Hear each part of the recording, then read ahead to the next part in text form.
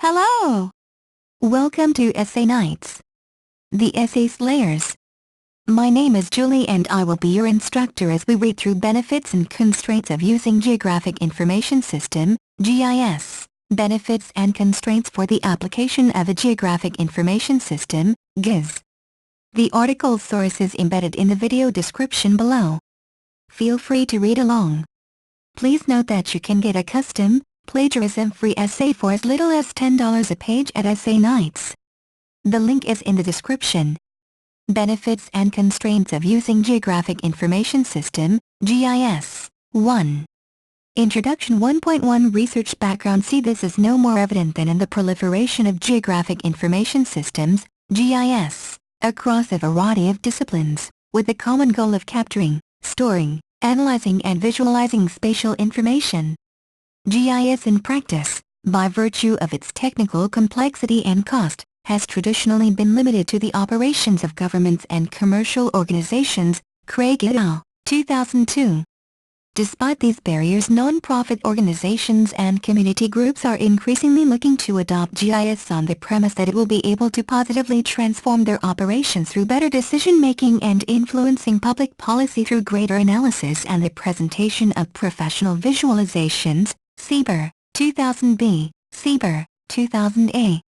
Given this burgeoning interest, there has been a concerted effort by GIS and society, GISOG, research groups to develop and espouse concepts such as public participation GIS, PPGIS, which provides a unique approach to make GIS and spatial data available to non-traditional users, allowing them to integrate local knowledge and engage in decision-making, CBER, 2006. 1.2 Research objectives. The focus of this research project is to investigate the benefits and constraints for the application of a Geographic Information System, GIS, within a community-based project. Specifically, the research considers a reframing of PPGIS to help better guide the processes, resources and characteristics required to implement a community-based GIS. The following questions will guide the research and development of the community-based GIS. 1. Do contemporary PPGIS pragmatic approaches address the original ontological debates of GIS and society? 2.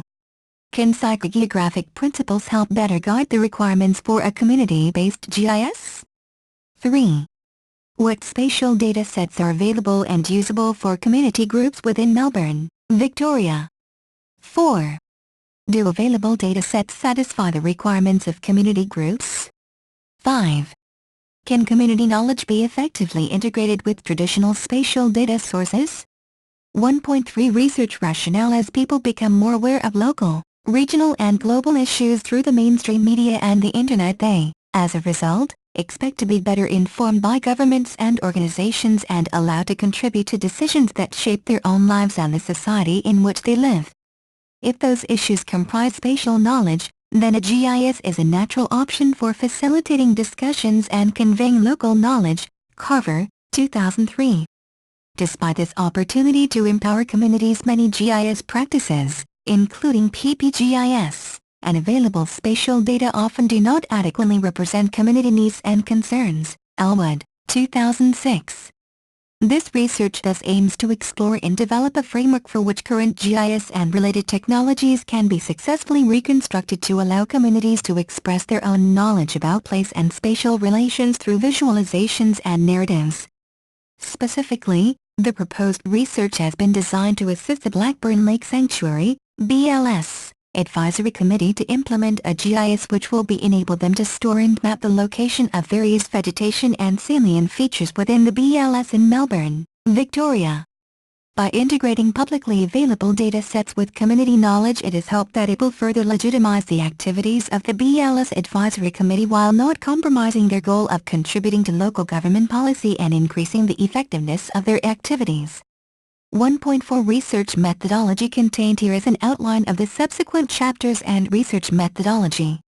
The research will be organized into 3 major chapters: literature review, case study, and discussion and conclusions.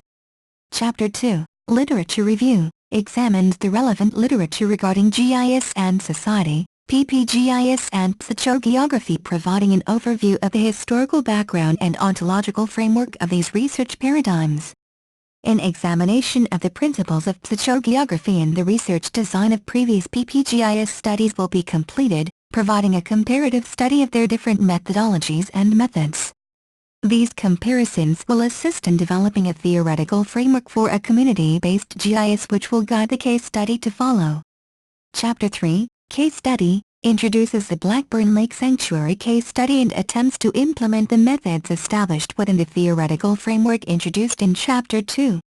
An exploratory case study has been employed because it is a valuable method for investigating the nature and effects of implementing technology within a complex milieu, Sieber, 2000b. In order to increase the rigor and validity of the case study observations, open-ended interviews and questionnaires will be conducted. Chapter 4, Discussion and Conclusions, reviews the research objectives in relation to the major research findings as well as the limitations of the methods and theories employed. Pattern matching techniques will be employed to compare the observed and verified information with the framework developed through the research project.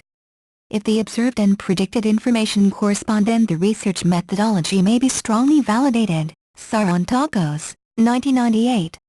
This chapter also addresses the limitations of the research and future research opportunities. 1.5 Conclusion. This chapter has established the objectives and rationale for conducting research into developing a community-based GIS. A research methodology has also been proposed to describe how the research statement and associated objectives will be achieved. The next chapter will review the relevant literature, including theoretical models and research methodologies used by previous researchers in the field of PPGIS and Geography. 2. Literature Review 2.1 Introduction. In the previous chapter, the objectives, rationale and methodology were presented to help guide the research into developing a community-based GIS. The research outlined in this thesis covers a number of interdisciplinary fields, all of which are continually evolving. These fields include public participation GIS, PPGIS, community mapping and Geography. This chapter begins by investigating the role of GIS in society, including the motivation and foundation for PPGIS and the advantages and disadvantages of PPGIS praxis. The chapter also explores the topic of Geography and the reasons why its principles may help characterize and drive the successful development of a community GIS. 2.2 GIS and Society, a brief history. Mountains dark with forests rose above the rooftops, the jagged black summit silhouetted against the evening light. Higher than them all, though, was the tip of the Schneeberg, glowing, translucent, throwing out fire and sparks, towering into the dying brightness of the sky across which the strangest of grayish-pink cloud formations were moving, while visible between them were the winter planets and crescent moon. Sebald, 2002, 50. Storytelling is an extremely powerful means for conveying an image of the world, and in some way or another every story takes place somewhere and relates knowledge of geography and a sense of place. Cartwright, 2004, Earl et al., 2005, Cartwright et al., 2009. One way to represent geographic stories and our understanding of the spatial organization of the physical environment and its relationship with humans is through a map. An attempt to bring together the science of geography with the art of map-making has been the Geographic Information System, GIS, which is a computer system for capturing, storing, querying, analyzing and displaying geographically referenced data. Cheng, 2008. What differentiates a GIS from other databases and computer systems is its ability to combine large amounts of spatial data from diverse sources, group the data into layers or categories, analyze the data for patterns or relationships and produce improved visualizations. Sieber, 2000a, Sieber, 2000b. For these reasons, GIS technology has become an important tool for use by many levels of government, universities and organizations involved in activities ranging from conservation, advertising and marketing, health, crime, land use planning and social services, or any activity containing a spatial component. Sieber, 2006. However, it is only recently that GIS use has expanded to non-traditional users such as non-profit organizations and community groups. This accessibility has been the result of decreased costs in hardware, software and improved user interfaces, which means the user no longer has to learn specialized command languages. Craig et al., 2002. The attraction to the utility of GIS by non-traditional users is much the same as traditional users in that it can assist in new ways of understanding a problem, but it may also help in influencing public policy through more sophisticated analysis and the presentation of professional-looking images. Sieber, 2000b. Despite this perceived ease of use and increasing ubiquity, the GIS has been criticized by some circles as being an elitist technology which merely enhances existing power structures. Carver, 2003.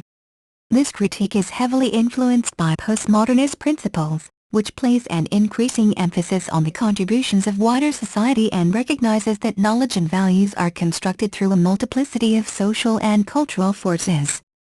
These arguments first surfaced within the paradigm of critical cartography, which exposed the inherent subjectivity in, and rhetorical content of maps, thus implying that maps are as much a reflection of, or a metaphor for, the culture that produces them, as they are an abstraction of the physical environment. McEachran, 1995.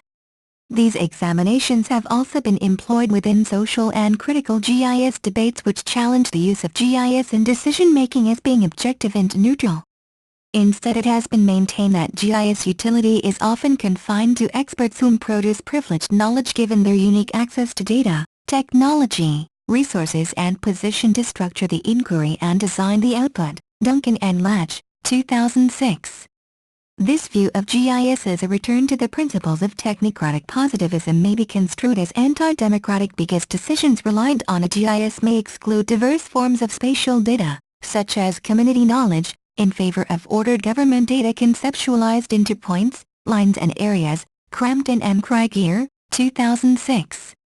Many academics, such as Pickles, 1995, believe that the increased popularity of GIS within the geography discipline has meant that the availability and access to geographic data has become more influential than knowledge or experience of a unique environment or subject. Craig et al., 2002. Concerns regarding the hegemonic and subjective role of GIS lead to a number of workshops in the mid-90s on GIS and society, GISOG, sponsored by the National Center for Geographic Information and Analysis, NCGIA. Craig et al., 2002. GISOG was focused on how the spread of the technology was affecting the political, economic, legal and institutional structures of society, and how societal processes affect the form taken by the technology itself. Carver, 2003, 65.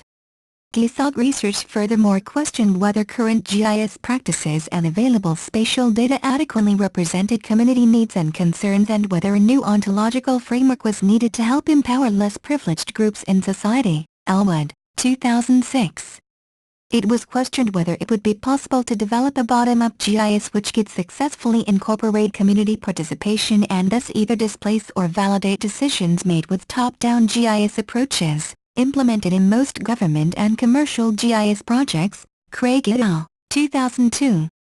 From these reflections, the notion of public participation GIS, PPGIS, was developed and defined as a variety of approaches to make GIS and other spatial decision-making tools available and accessible to all those with a stake in official decisions.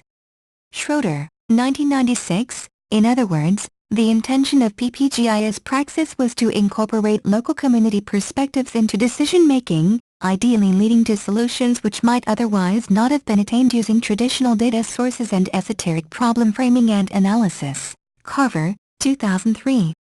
Even though PPGIS was initially seen as a reconstructed democratic GIS, there is still much polarized debate regarding whether GIS technology is empowering or marginalizing. These opinions, however, can often be seen as a reactive and predisposed view of information technology, IT, in which individuals and groups must react to the technology as having a positive or negative social effect. Sieber, 2000a.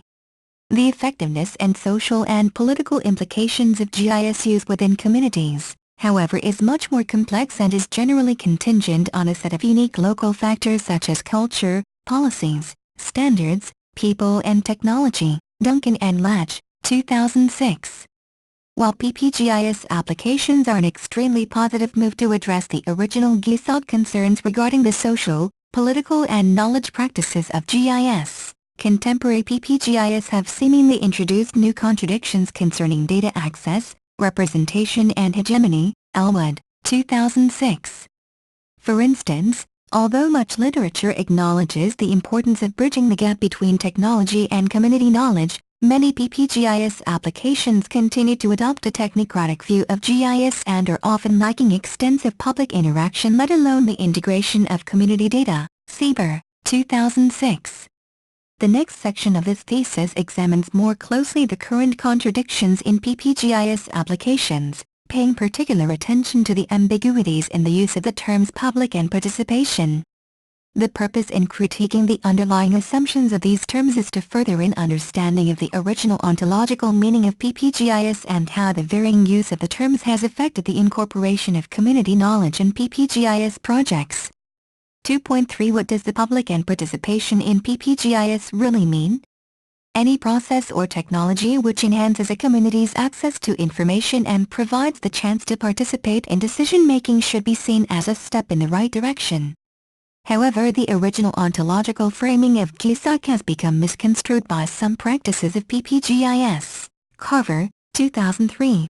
The original concept and application of PPGIS has been reshaped and become more disparate over the years as a range of disciplines, such as urban planning and conservation, have applied different approaches and technologies to achieve a unique set of priorities and goals. Sieber, 2006. Furthermore, the growing enthusiasm of governments and commercial organizations for participatory planning has led to a number of diverse initiatives which vary in terms of the inclusiveness of community knowledge and empowerment potential. Elwood, 2006. However, public participation is a complicated concept that can have multiple meanings which lead to numerous interpretations and societal expectations. Schlossberg and Schuford, 2005. An examination of the nature of public and participation practices and GIS applications is thus critical in developing a greater understanding of the ambiguities in the PPGIS process and how these may have diverged from the original vision of GIS. It is extremely important to identify whom the public is when engaging a PPGIS project because it will ultimately determine who is included within the project and what types of outcomes and goals may be achievable. Schlossberg and Schuford, 2005. The Collins English Dictionary, 1982, defines public, as a means of relating to, or concerning the people as a whole, reflecting the intended meaning within PPGIS. And many applications do continue to be developed for a general public. Sieber, 2006. There is, however, a number of PPGIS projects who take a more ambiguous view of public and often use it interchangeably with definitions which more loosely resemble a stakeholder. In other words, many projects deem their public to be those who are affected by, bring knowledge or information to, and possess the power to influence a decision or program. Sieber, 2006.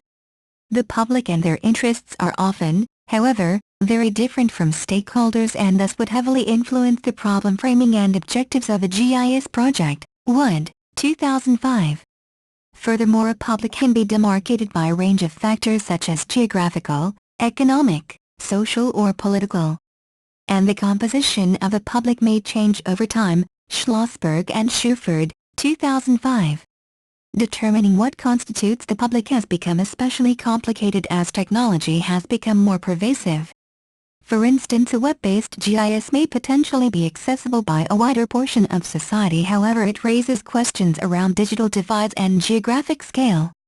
Thus, is anyone who is able to access the application still deemed part of the public even though they may be geographically distant to the issue and decision-making?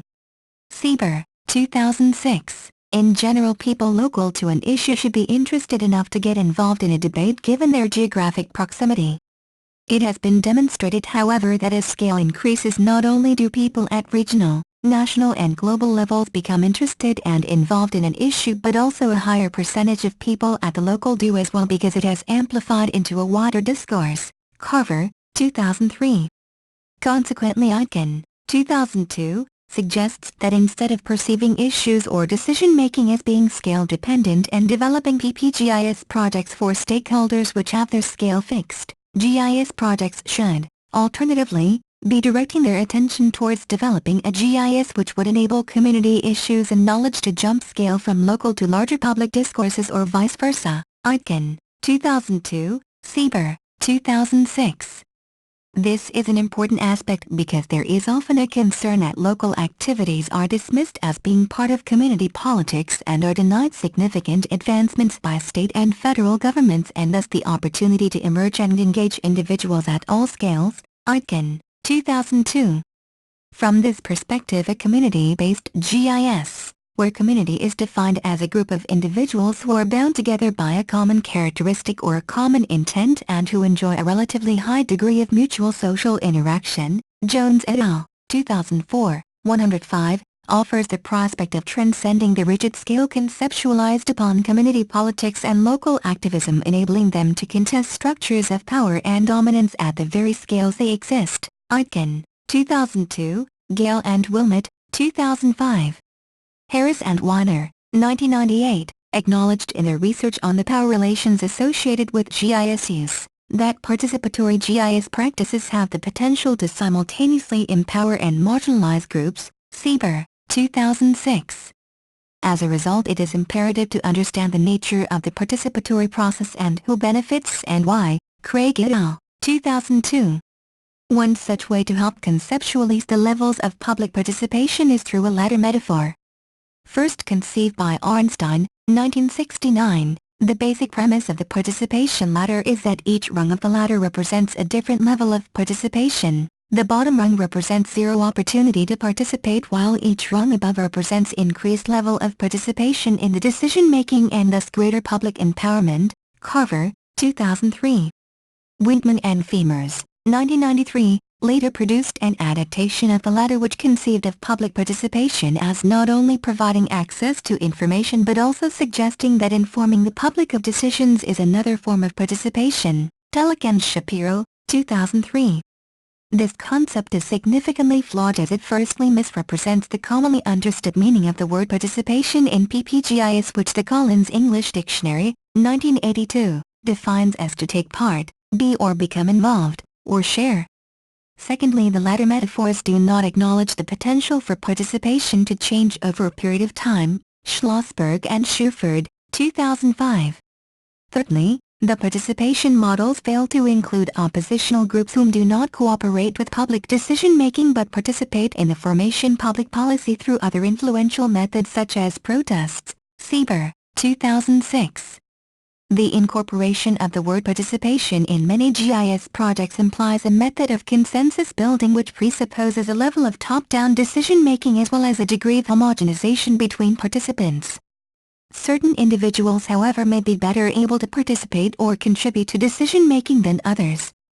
Consequently, disproportional levels of participation may effectively disempower individuals and adversely affect the desired outcomes of a community. Sieber, 2006. Consequently, some scholars have insisted on applying participatory for autonomous grassroots activities and employing participation to describe those projects which are more top-down in their approach. Elwood, 2006. Again, while this is a neat way to demarcate GIS projects which employ various degrees of top-down and bottom-up methods, these definitions fail to acknowledge that both methodologies are crucial to any successful GIS project and community decision-making. In fact, it is fervently maintained that in order to enable citizens to better identify and comprehend how the role of GIS and technical discourses are bound up in decision-making and how decision-making can be informed by GIS knowledge, communities must have access to spatial information developed by governments and commercial organizations as well as contributing their own spatial knowledge. Brown, 1998. Within this section, it has been demonstrated that the attitudes and arguments that frame many PPGIS projects have succeeded in producing an illusion of influence and contribution by communities to decision-making when actual control still resides with the traditional powers, such as government. Instead of attempting to build an impossible consensus amongst a public with disparate tastes, values and experiences, a community-based GIS should concentrate on developing a community's ability to construct their own facts with the aid of available third-party resources, from which their personal geographic stories may emerge and translate to various members of society. Wood, 2005. Another way forward could be to draw upon principles of situational psychogeography, which also attempts to combine subjective and objective modes of study by positing that oneself cannot be divorced from the urban environment and that one's psyche and knowledge of the city must transcend the individual if it is to be of any use in the collective rethinking of the city. Sadler, 1998, Wood, 2005. In the following section, an examination of the origins of psychogeography will be conducted, clarifying how the principles behind this practice may help establish a framework for practice of GIS and society, and specifically the incorporation of local knowledge in GIS. 2.4 What exactly is psychogeography? During the 1950s, a number of highly politicized groups emerged in opposition to the ideals of modernism. These groups promoted programs that would reform the practice of art and life by directly intervening in the human environment and bringing about a social revolution. Sadler, 1998. One such group were the Lettrist International, who conceived of the notion of unitary urbanism, which would later be developed into the praxis of psychogeography. Unitary urbanism was envisaged as the theory of the combined use of arts and techniques for the integral construction of a milieu in dynamic relation with experiments and behavior. Nab, 2006, 52. In other words, unitary urbanism was considered a social project whose vision was the unification of space and architecture with the social and individual body. Sadler, 1998. In 1957, the Lettrist International and the International Movement for an Imaginist Bauhaus, IMIB, merged to form a new artistic activist movement known as the Situationist International, SI. The SI was similarly critical of modernist principles which anteceded the rational mind at the expense of the imagination. These criticisms are most clearly evident in the SI's opposition to modern architecture and urban planning, which they argued shaped people into rigid patterns of behavior. Sadler, 1998. Furthermore, they believed that increasing urbanism and capitalism had reduced life to mere production and consumption behavior that ensured that everything that was directly lived has moved away into representation. Debord, 1964. In other words, experienced space had been reduced into mere representations of spaces and in turn re-envisaged as capitalist spaces. McDonough, 2002. SI believed that members of society were increasingly experiencing life as spectators devoid of dialogue and without a sense of being involved or interacting with one another. Once the spectacle of modernity and urbanism, represented through images, products and activities, and authorized by the state, had been unveiled, society would be able to rediscover the authenticity of city life underneath. Debord, 1964. By resisting the hegemony of the state, the SI sought to radically transform urban spaces through different practices, including the subversion of cartography. Specifically by directing the spectator's senses towards the contradictions in the abstractions and mediations of the state, the aim was to draw the spectator into activity by provoking his capacities to revolutionize his own life. Debord, 1957, 25. Taking from the original methodology of unitary urbanism, psychogeography was proposed as a method of urban investigation which studies the precise laws and specific effects of the geographical environment, consciously organized or not, on the emotions and behavior of individuals. Debord, 1955. In other words, psychogeography was intended as a methodology to help make people aware of the ways in which the urban environment and everyday life is conditioned and controlled, and encourage the exposing of these concerns. Planned, 1992. Psychogeography in practice utilized a technique conceived as the theory of the derive, in which individuals derive, literally, drifting through an environment, letting themselves be drawn by the attractions of the terrain while still seeking to unmask the contradictions in the abstracted space. Planned, 1992. The derive was an attempt to reappropriate the meaning of the city by removing the myths in the state's representations by having people walk and experience the landscape firsthand, thus constructing through narratives a more concrete collective space. McDonough, 1994. While the derive offered a new way of surveying urban space, a new way of representing these spaces had yet to be found. The SI were not disillusioned with the idea of mapping practices. In fact, they regarded mapping as an important component to aid in the changing and organization of urban spaces. Pinder, 1996. They believed, however, that the structures and imperatives utilized in mapping exposed the desires of those wishing to impose order upon the city. The SI ambition was thus to illustrate the strange logic and apparent disorder of cities by producing maps which demonstrated those intimacies of the city typically absent from a traditional street or topographic map. Sadler, 1998. Consequently, the SI developed a concept called determinant, which loosely translates as a diversion or rerouting of pre-existing aesthetic elements. NAB, 1995. An example of this is where existing maps and aerial photographs were juxtaposed or rearranged to produce a new spatial meaning. An alternative experiential or existential truth, Unger, 2005. Thus the SI were able to reconstruct the cartography of a city by reconciling conventional geographies, sociologies, and cartographies together with experience spaces, producing a map which is terrestrial, fragmented, subjective, temporal, and cultural. Sadler, 1998, 82.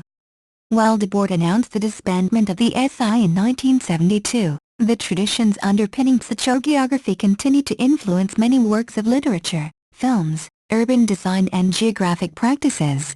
Ford, 2005.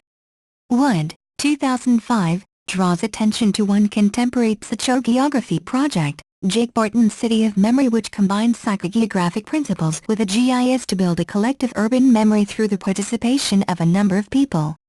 In an interview with Wood, Jake Barton described his project as utilizing top-down and bottom-up resources to create an emergent and curated experience. Precisely by extending these terms to form the foundation of any GIS and society project, would hypothesize that what would emerge was a GIS designed by a third-party or community-based intermediary, top-down. The public would formulate a specific framework that fits their unique goals, bottom-up.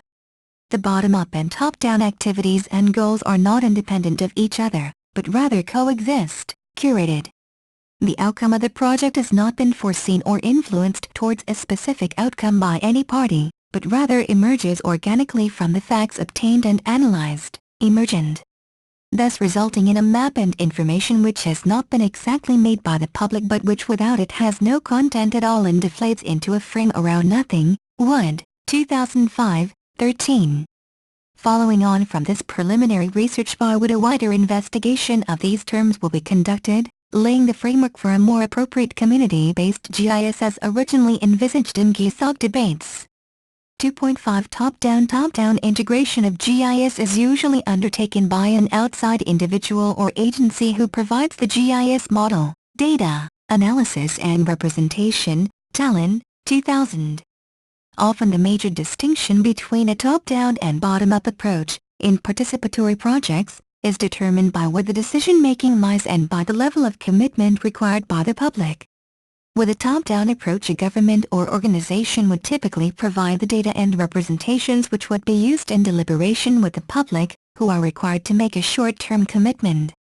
In contrast, a bottom-up approach would require the public to have ongoing access to GIS data and the resources to capture data, conduct analysis and produce representations. Tallon, 2000. Governments and commercial planners will often implement a participatory GIS with top-down goals in order to better understand a neighborhood dynamic, improve public sector management and enhance social service provision. This process theoretically serves the public by introducing policies and services based on a community's perception of the data, analysis and representations framed by government and planners. Sieber, 2006. Top-down GIS models can also help circumvent deterrents such as cost, complexity and access to data which often impeded non-profit and community groups from implementing a GIS. The cost of hardware and GIS software have decreased dramatically over the years and there are now many open-source GIS solutions available for free use. However, it has been shown that any cost and resources required in the implementation, operation and maintenance of equipment, no matter the amount, will be a significant barrier for adoption, especially for underprivileged groups. Brodnik and Meyer-Schonberger, 2000, Leitner et al., 2002. Furthermore, many individuals may lack knowledge about the availability and means of obtaining a GIS and spatial data. Elwood, 2007. Many of the GIS packages available are user-friendly for many operations, however the more functionality a group requires for their GIS, the greater the need for experts to help operate the software or at a minimum provide training. This constitutes another investment of time and money by the community group. Brodnik and Meyer-Schonberger, 2000, Leitner et al., 2002. It has been noted that a large amount of spatial data available for use within GIS projects has been collected and manipulated by governments or commercial institutions. Consequently, some researchers also consider government and commercially generated data which is made available to local residents for use within community GIS projects to be subsumed into the wider definition of top-down PPGIS. Sieber, 2006, Tallinn, 1999. In theory, access to secondary data represents opportunities for community groups to acquire accurate and current spatial data in an appropriate format, increasing the efficiency in implementing a GIS and performing analysis. Sieber, 2000A. Secondary datasets, however, are not always publicly available due to technical, organizational, political, legal and economic factors. Sieber, 2007. The availability of data is a concern for any GIS project, and access may prove problematic depending on legislative rules on public data in different states and countries. Sieber, 2007. Even if data can be easily accessed, other concerns can arise regarding the appropriateness of the data and costs involved. Sieber, 2006. An attempt to provide improved data access to users has been the implementation of spatial data infrastructures, SDIs, which are generally set up and maintained by governments and private institutions.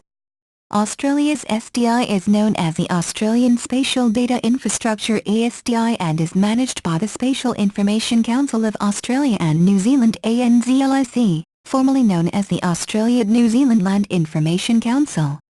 The goal of a SDI is to enable users at all levels, both within and between countries, to locate, access and visualize spatial information within a centralized location. SDIs are typically implemented on the Internet because it allows users to interact with the data transparently from a multitude of locations. SDIs are also cost-effective and efficient because the spatial data is centrally managed, meaning there is no collection effort required and data standards are established allowing for greater portability and interoperability. Hall and Leahy, 2008. Appropriate access to data sources, while important, can be futile if the data available is not appropriate for the intended application.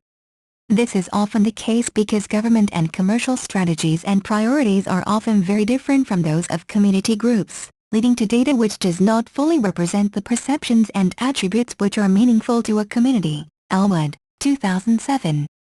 Furthermore, for data to be appropriate, users must determine whether the available data is sufficiently complete and accurate.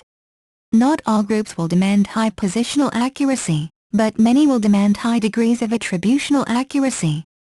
Data access and appropriateness is also often prejudiced by its format and organization. For instance, data may be classified or aggregated and thus potentially inappropriate. Sieber, 2007. Just as commonly, spatial data may not be at a scale or resolution which is meaningful or usable for local-level applications characteristic of community group projects. Elwood, 2007. Local governments constitute the most likely source of secondary data, however access to this data is heavily influenced by the local political climate. This means that if a non-profit or community group has alienated itself from the government or data suppliers, this may preclude them from having access to the data. Sieber, 2007. Many governments may also restrict the distribution of data because of concerns of privacy, security and liability because of inaccuracies. Sieber, 2007. There are continuing debates regarding whether the data that had been produced by government should be able to be accessed by the public domain or whether the data can be sold to buyers as a form of commodity. Again, costs for accessing public databases may preclude community groups from implementing a GIS. However, it has been demonstrated in much research that often communities are able to obtain secondary data through informal channels and close interpersonal linkages. Sieber, 2007. In summary, access to secondary data from governments and private organizations made available through SDI and other channels can constitute an effective method for populating a GIS and undertaking analysis which can effectively enhance a community's activities or perceptions of their neighborhood or region. However, not all secondary data is appropriate and many communities will need to obtain and collate their own spatial data to operate their GIS effectively. That said, as the board illuminated in his account of determined, any elements no matter where they are taken from, can serve in making new combinations. Meaning contemporary GIS secondary data can be manipulated or transformed by community groups to befit their needs next. By adding their own perceptions to the data, communities are able to reappropriate the GIS so that it successfully represents their perceptions. Elwood, 2007. Thus secondary data can be extremely useful in adding context to a situation, such as obtaining road lines or parcel data, which communities can use to plot dangerous intersections or problem areas. From this point we now turn and see how community knowledge can be integrated through a bottom-up approach. 2.6 Bottom-up. Much research has focused on the technical issues of data collection, accuracy, interoperability and access. However, the production and dissemination of data represents more than technical issues but also the social and cultural relations which exist within contemporary society. From this perspective, GIS projects which use secondary spatial datasets exclusively can be problematic because the collection, categorization and distribution of data conducted by government and private institutions are based on their own agendas and decisions. That is what is included and what is not, meaning that only a single geography can be produced. Pickles, 1995. Skeptics of top-down GIS also attribute its failure to approaches which inform communities rather than incorporate communities in GIS practice and decision-making, thus marginalizing local knowledge. Talon, 2000. Furthermore, this method excludes communities from ever having ownership of a GIS, which many commentators consider to be essential to successful adoption and empowerment. Sieber, 2000a. Subsequently, much research has focused on alternatives to top-down GIS approaches in which local knowledge and narratives are encapsulated and fundamental to the operations of a GIS. Talon, 1999. These bottom-up GIS approaches allow communities to characterize their environment and communicate community perspectives, rather than convey government-generated objective data. Talon, 2000. Local knowledge, which according to Mallet, 1993, is the sum of the data and ideas acquired by a human group on its environment as a result of the group's use and occupation of a region over many generations, is fundamental to any project which studies the local environment because it can be such a rich source of information. Furthermore, this situated knowledge may help determine the meanings and values which local residents attribute to particular features, thus lending insight into how an area is conceptualized. Talon, 1999. GIS can play a central role in supporting the communication of local spatial knowledge because it provides an effective means of analyzing and representing spatial complexity and can help discover relationships which may validate community needs and activities. Talon, 2000. Bottom-up GIS is not a method for replacing local meaning. Rather, it helps strengthen perceptions and depth of communication about community issues and preferences. Talon, 2000. By providing communities with the means to evaluate their area and articulate their perceptions spatially, they are equipped with a much more complex vocabulary for which to discuss public issues. Talon, 2000. Local knowledge, though, often exists in the form of stories and images and as such is qualitative data. GIS use would then seem problematic because a GIS is largely understood as a tool for the storage, analysis and representation of quantitative data. GIS does however have the capacity to integrate qualitative data and practices because it can handle other types of information such as photographs, videos and narratives. Kwon and Nig, 2006. According to Kwon, 2002, 274, the representational possibilities of GIS can be used for enacting creative discursive tactics that disrupt the dualist understanding of geographical methods, where visual images, albeit generated and composed with digital technology, words and numbers are used together to compose contextualized cartographic narratives in geographical discourse. Thus the primary task in implementing a bottom-up GIS is to create ways in which community perceptions can be collected and translated into data which the GIS can store and represent. Talon, 2000. The SI practice of Derive can be useful for the collection of local data because it is a purposeful method for scouting and retrieving information about an area. Coverley, 2006. In a Derive, One or more persons can delimit a spatial area and let themselves be drawn by the attractions of the landscape, enabling them to analyze the disregarded characteristics of an area. Debord, 1956. Using the act of walking and experiencing a space firsthand, communities are able to reappropriate spaces and unmask the abstract spaces represented in many GIS datasets. Then, as Debord, 1956, hypothesized with the aid of old maps, aerial photographs and experimental derives, one can draw up hitherto lacking maps of influences. The observations and narratives of a community can be captured and integrated into a GIS through methods such as questionnaires, focus groups and mental maps. A mental map can be defined as a unique perceptual maps which exist in everyone's mind, reflecting our spatial perceptions and knowledge of local, regional and global geographies. For instance, we often develop detailed maps of our local neighborhood which we use to navigate and communicate routes of interest such as getting from home to work. Mental maps are not generally considered on a conscious level but are continually refined over time, and we intuitively use these maps to make decisions every day and through our lives. Monte and Ziegler, 2006. As suggested by Lynch, 2002, in his text The Image of the City, there is a public image of any given city space which has been produced through many individual images. These images are unique and are necessary for any individual to function effectively within their environment, but for most people these images are not appropriately captured by maps produced by the state. While maps may contain some significant landmarks, they will often omit local landmarks, those only visible in restricted localities and from certain approaches. Examples of local landmarks include trees, seats, storefronts and other urban details. These local landmarks are invaluable references, especially to local communities, as these references are frequently used clues of identity and often become increasingly relied upon as the area becomes more and more familiar. Lynch, 2002.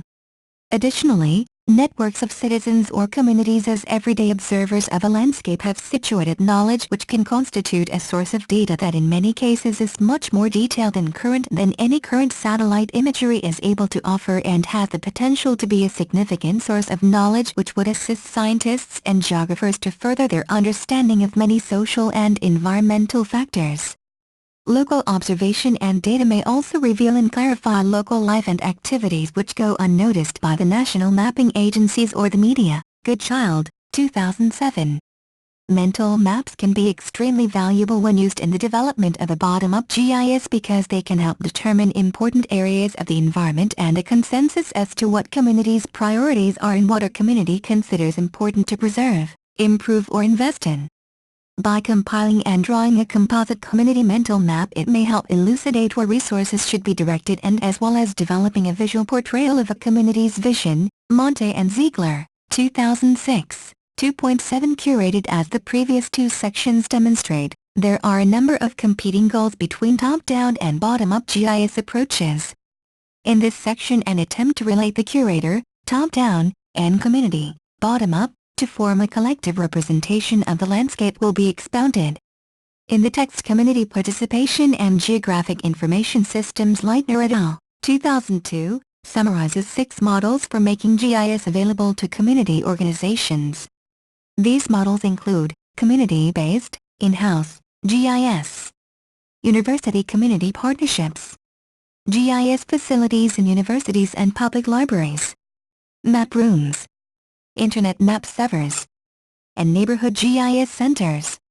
Each of these models differs from one another along numerous dimensions including location, communication structures, and interaction. However, one commonality that each of these models does have is the necessity for curatorial practices.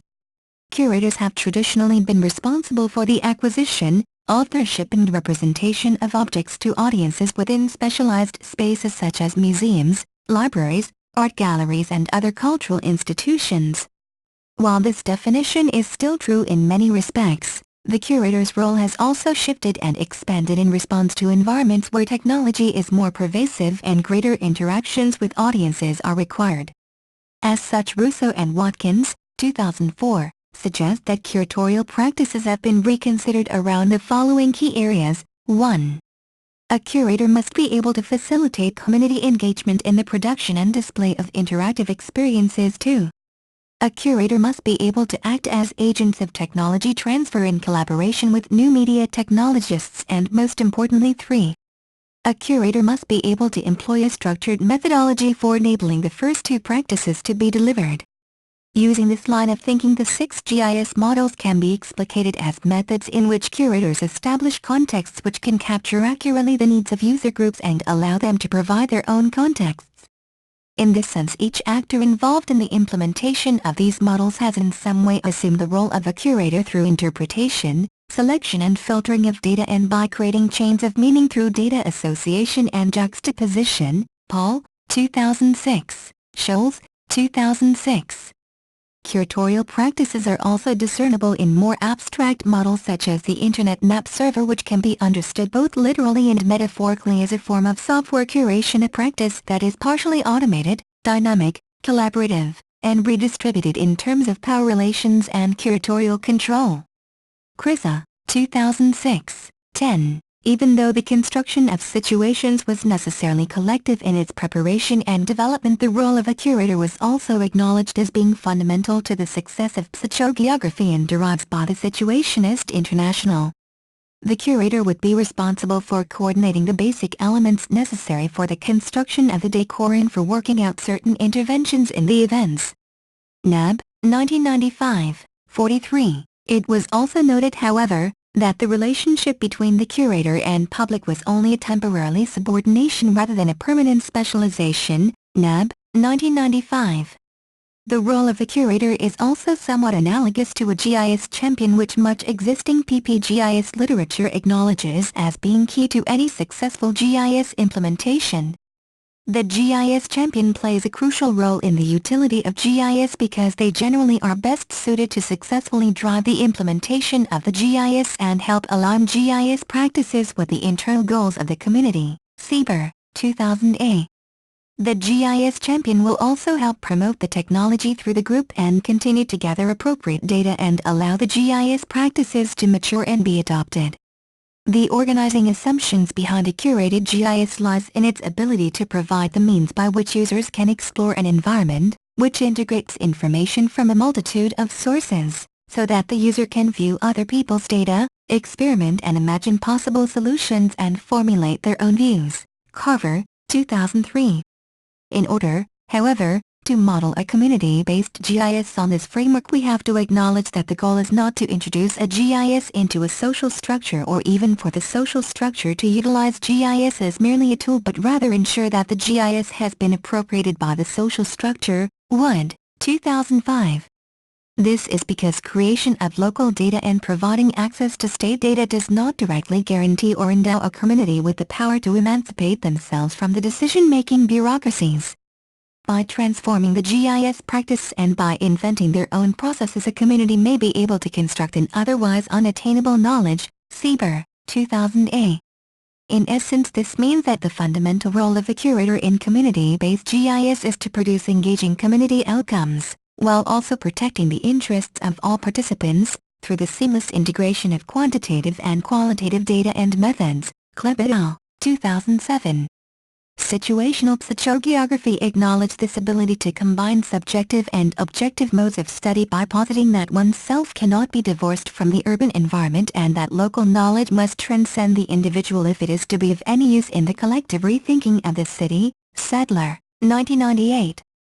As such, the situationists developed the notion of determinant as a method of representing psychogeographies, acknowledging that the mutual interference of two worlds of feeling, or the bringing together of two independent expressions, supersedes the original elements and produces a synthetic organization of greater efficacy.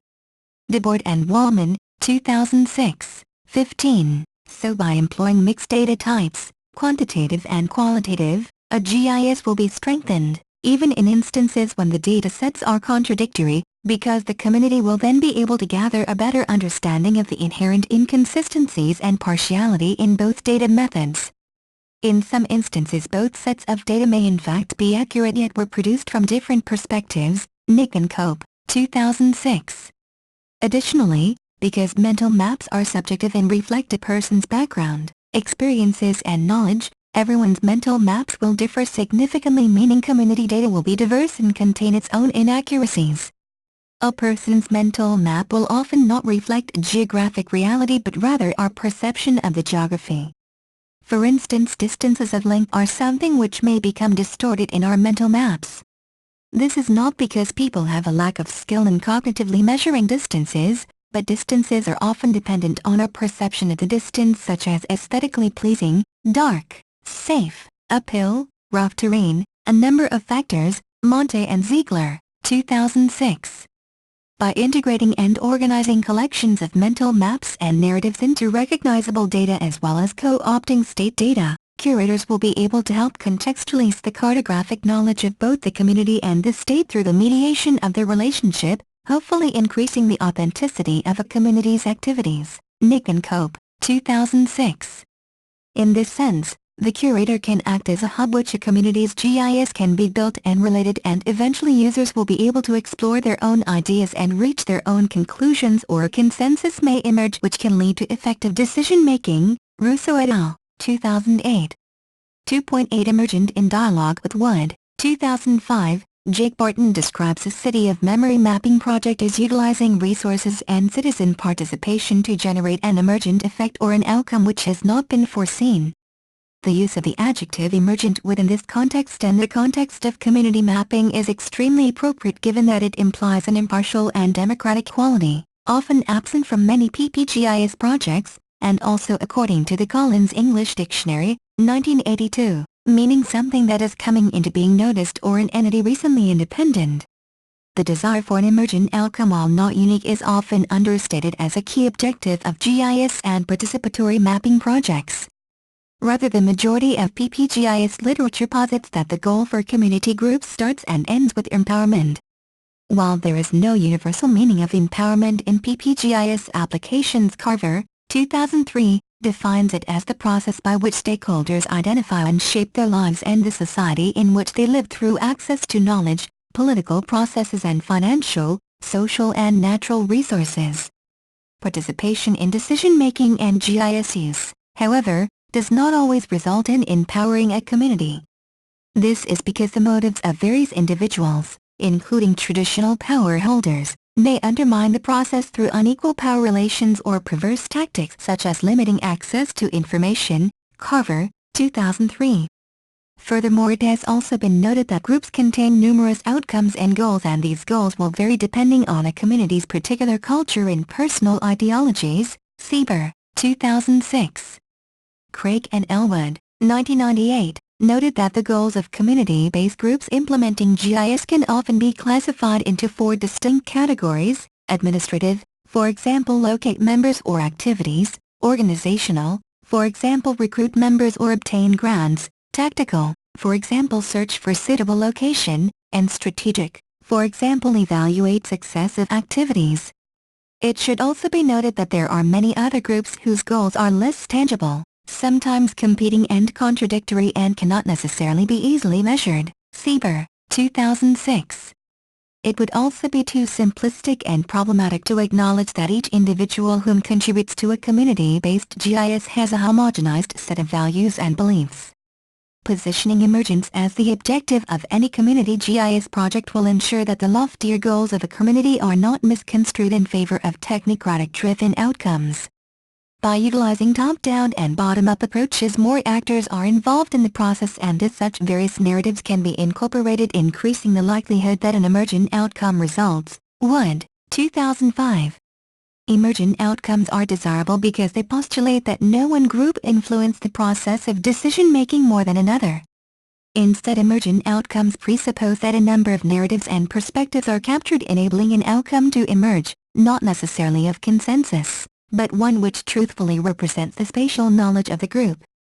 DeBoard, 1957, highlights this important characteristic within the SI original conception of constructing situations through the methods of unitary urbanism and psychogeography. We have neither guaranteed recipes nor definitive results.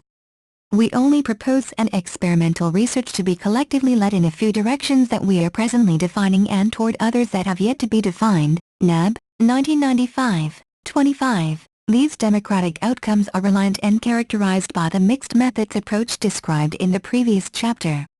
By compelling a community to explore and query diverse data sets from multiple angles and to deliberate on any prominent themes, consistencies or discrepancies, it enables not only connections between space and community identity to be revealed, but also multiple versions of reality to emerge. Nick and Cope, 2006.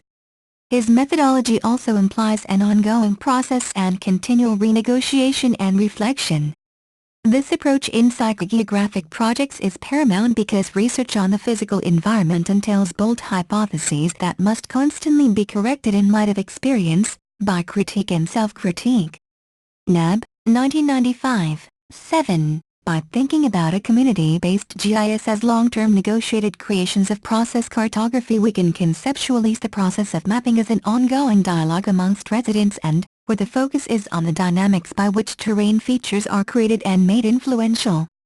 Rundstrom, 1991, Alfin, 2003. In this sense, the process of mapping at the local level can allow the identity of a place to emerge.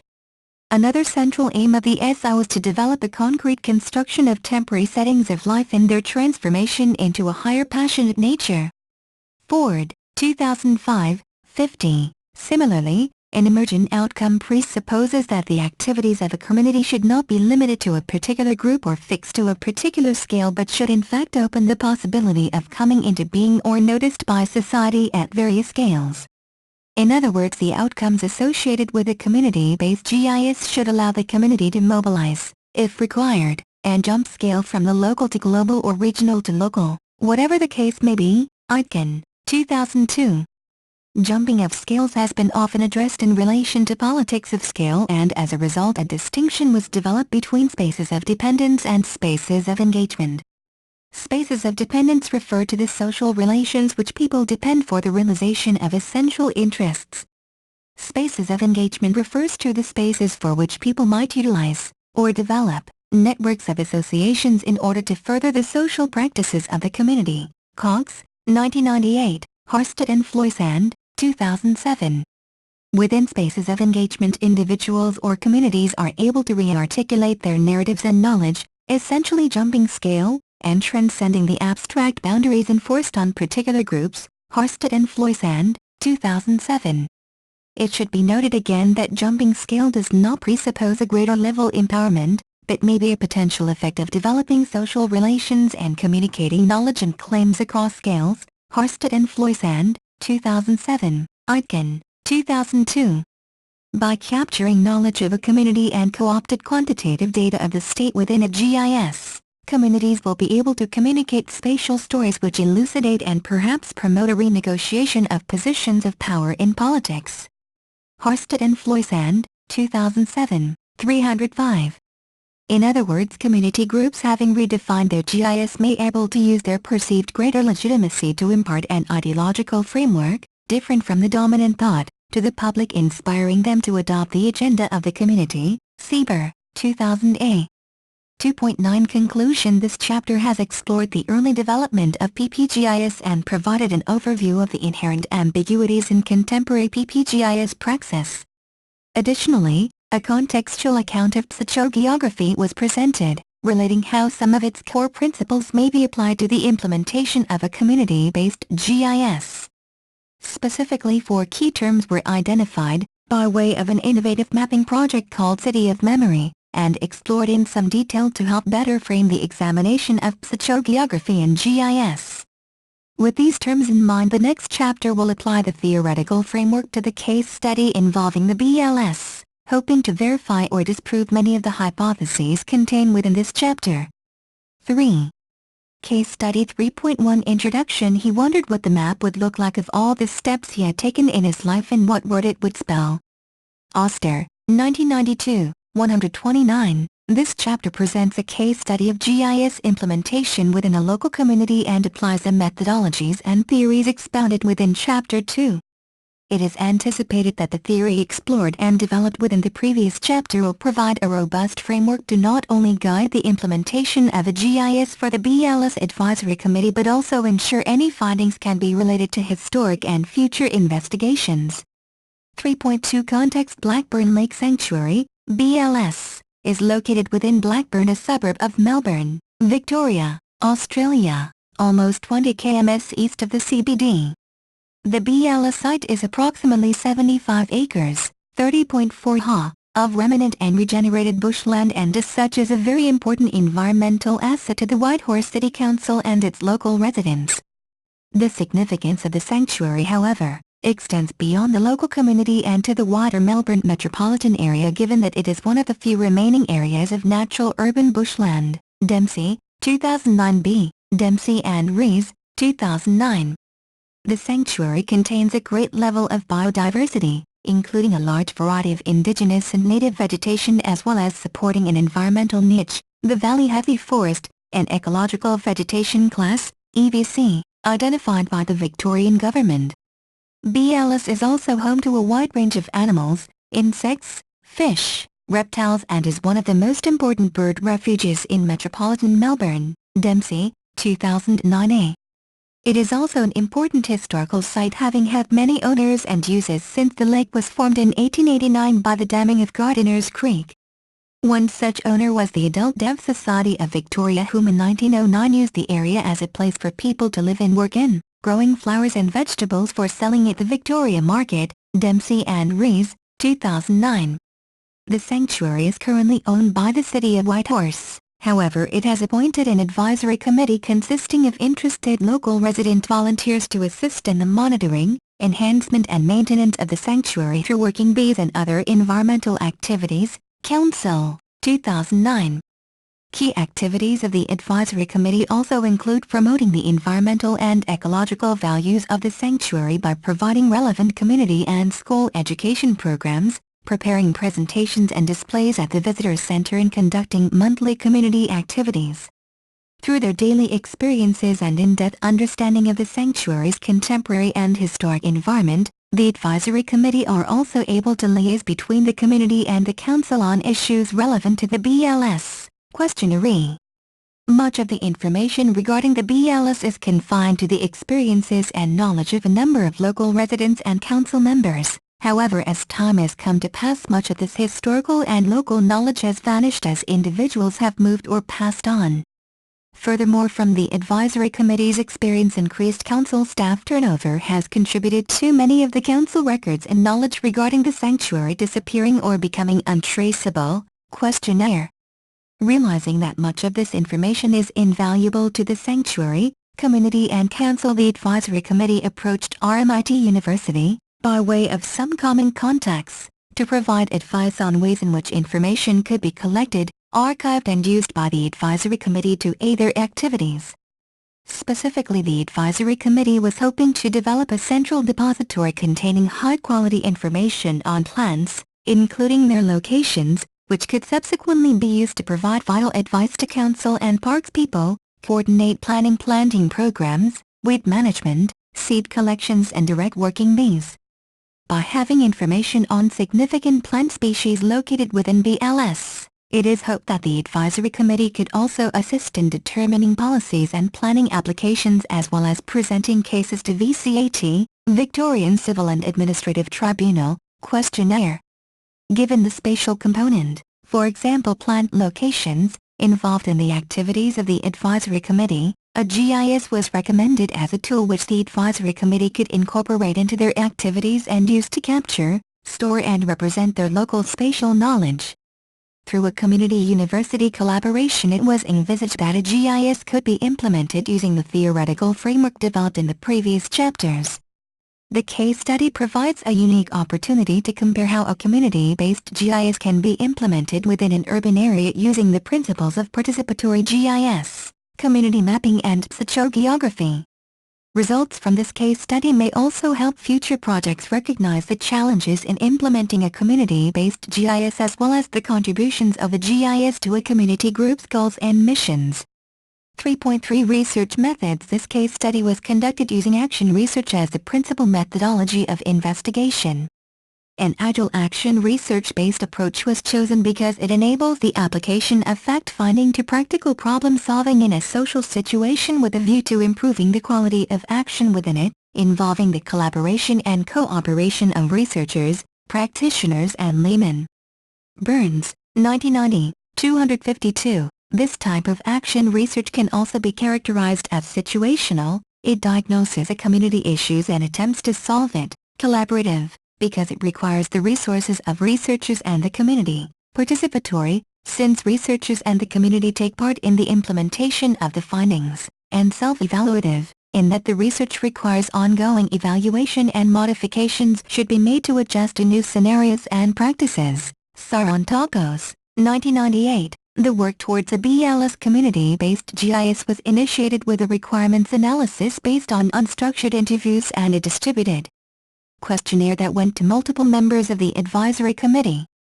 A requirements analysis was deemed crucial because the process enabled all parties to determine the needs of the GIS, including which functions they wish to perform, who may benefit from the GIS, the data that will be needed, the accuracy, precision and completeness of the data required, and the appropriate software and hardware needed to support the system. Harmon and Anderson, 2003. The analysis was then followed with the formulation of requirements, which were continuously validated in numerous meetings with the advisory committee throughout the life of the project. The next section will discuss the results of the requirements analysis and some of the findings during the development of the GIS utilizing the structure of the discussion within the literature review: top-down, bottom-up, curated and emergent. 3.4 Top-down results from the meetings and questionnaire reveal that the advisory committee had numerous records regarding vegetation, bird surveys, fauna records, fungi records, water monitoring and historic meeting minutes. However, none of this data was in a format easily recognizable by a GIS. The advisory committee also possessed aerial photography procured from the Department of Sustainability and Environment, DSE, in 2006. This aerial photograph was in both hard copy and digital form and thus could be used within the GIS.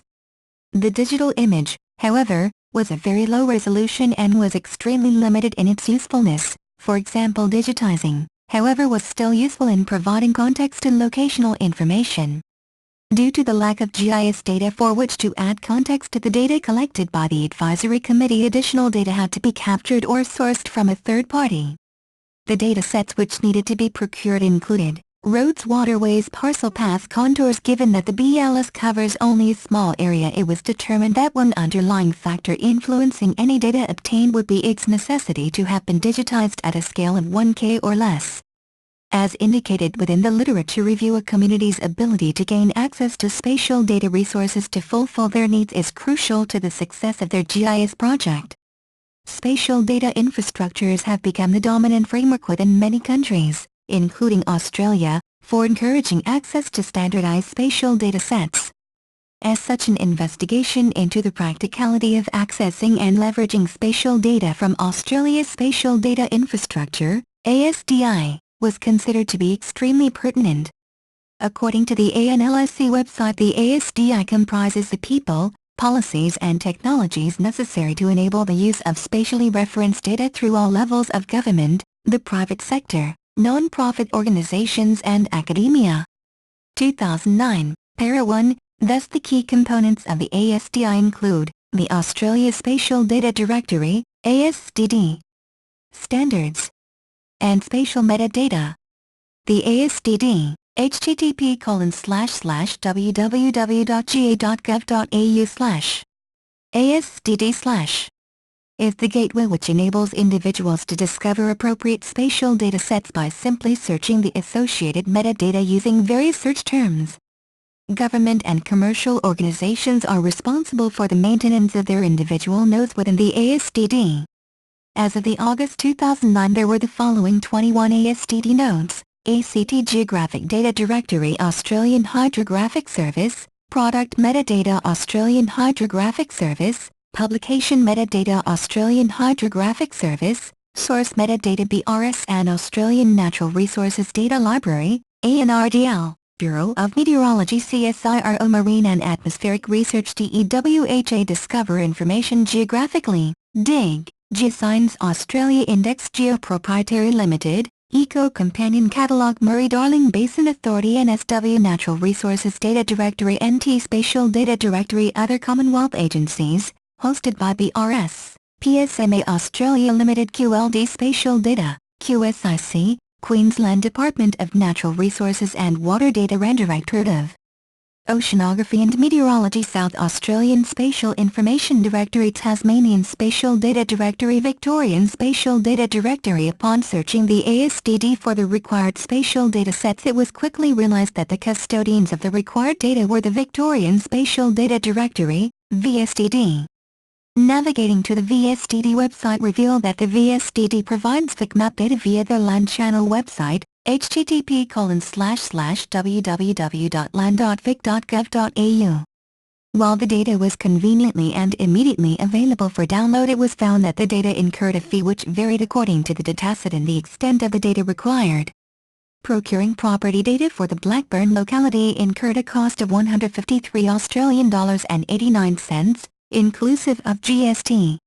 While this does not seem too expensive or excessive, tallying up the cost for each of the required data sets and factor in that the geographic extent of the project crosses multiple localities, the increasing cost of obtaining these data sets became a discouragement to the relatively resource-poor community group. As such, it was decided that the data should be attained via informal channels such as local government contacts and RMIT University's arrangement with the State Government of Victoria. In this instance, the datasets obtained from RMIT via an arrangement with the Department of Sustainability and Environment, DSE, were land parcels, roads, creeks and mixed 2005 EVCs, native vegetation, modeled 2005 ecological vegetation classes, contours, 10M. After all the data was obtained and uploaded into the GIS, it was cut so that only spatial data related to the BLS and surrounding suburbs was kept. The data was then examined and critiqued by the advisory committee, whom noticed a number of ambiguities, including the generalization of the lake shape and the lack of data regarding the wetlands towards the east of the lake. Additionally, it was noted that the contour data was not accurate in the sense that it didn't take into account the road running along the western boundary of the sanctuary. Consequently, a number of changes had to be made to the data, using the knowledge of the advisory committee and the aerial photograph, in order to increase the accuracy of the attained data and ensure it aligned with the knowledge and needs of the advisory committee.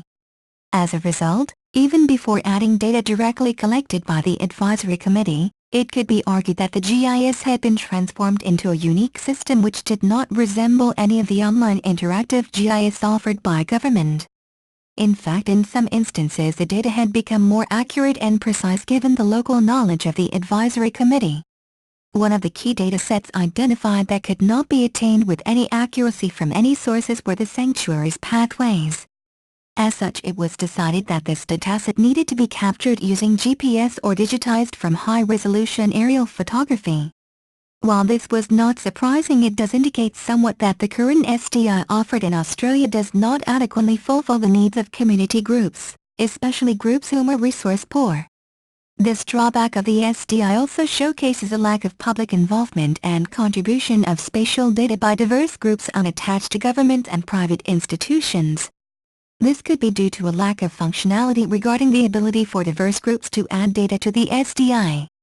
3.5 Bottom-up. Much of the vegetation data collected by the associated levels of government in Australia have been classified into various categories known as ecological vegetation classes, EVCs. An EVC consists of a number of vegetation communities which can be characterized by recognizable environmental attributes and ecological processes, industries, 2008. There are approximately 300 EVCs associated with the state of Victoria. However, the vegetation which the advisory committee considers important and significant are not necessarily contained within any of the formulated EVCs and thus is inappropriate within the scope of the advisory committee's objectives. While in the future it may be useful to include specific vegetation which conform and correlate to specific vegetation significance or importance registers endorsed by the Whitehorse City Council or state government, the advisory committee did not desire to collect data representative only of these vegetation registers or EVCs but instead sought a fairly detailed vegetation list which could be adapted in the future. They were also hopeful that in the future they would be able to contribute to significance lists based on their specific knowledge of the vegetation in the region.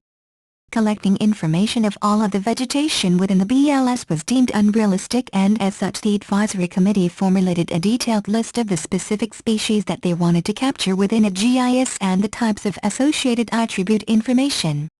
It was also decided that a GPS should be utilized to capture the location of the vegetation because fairly accurate positional information was a necessity.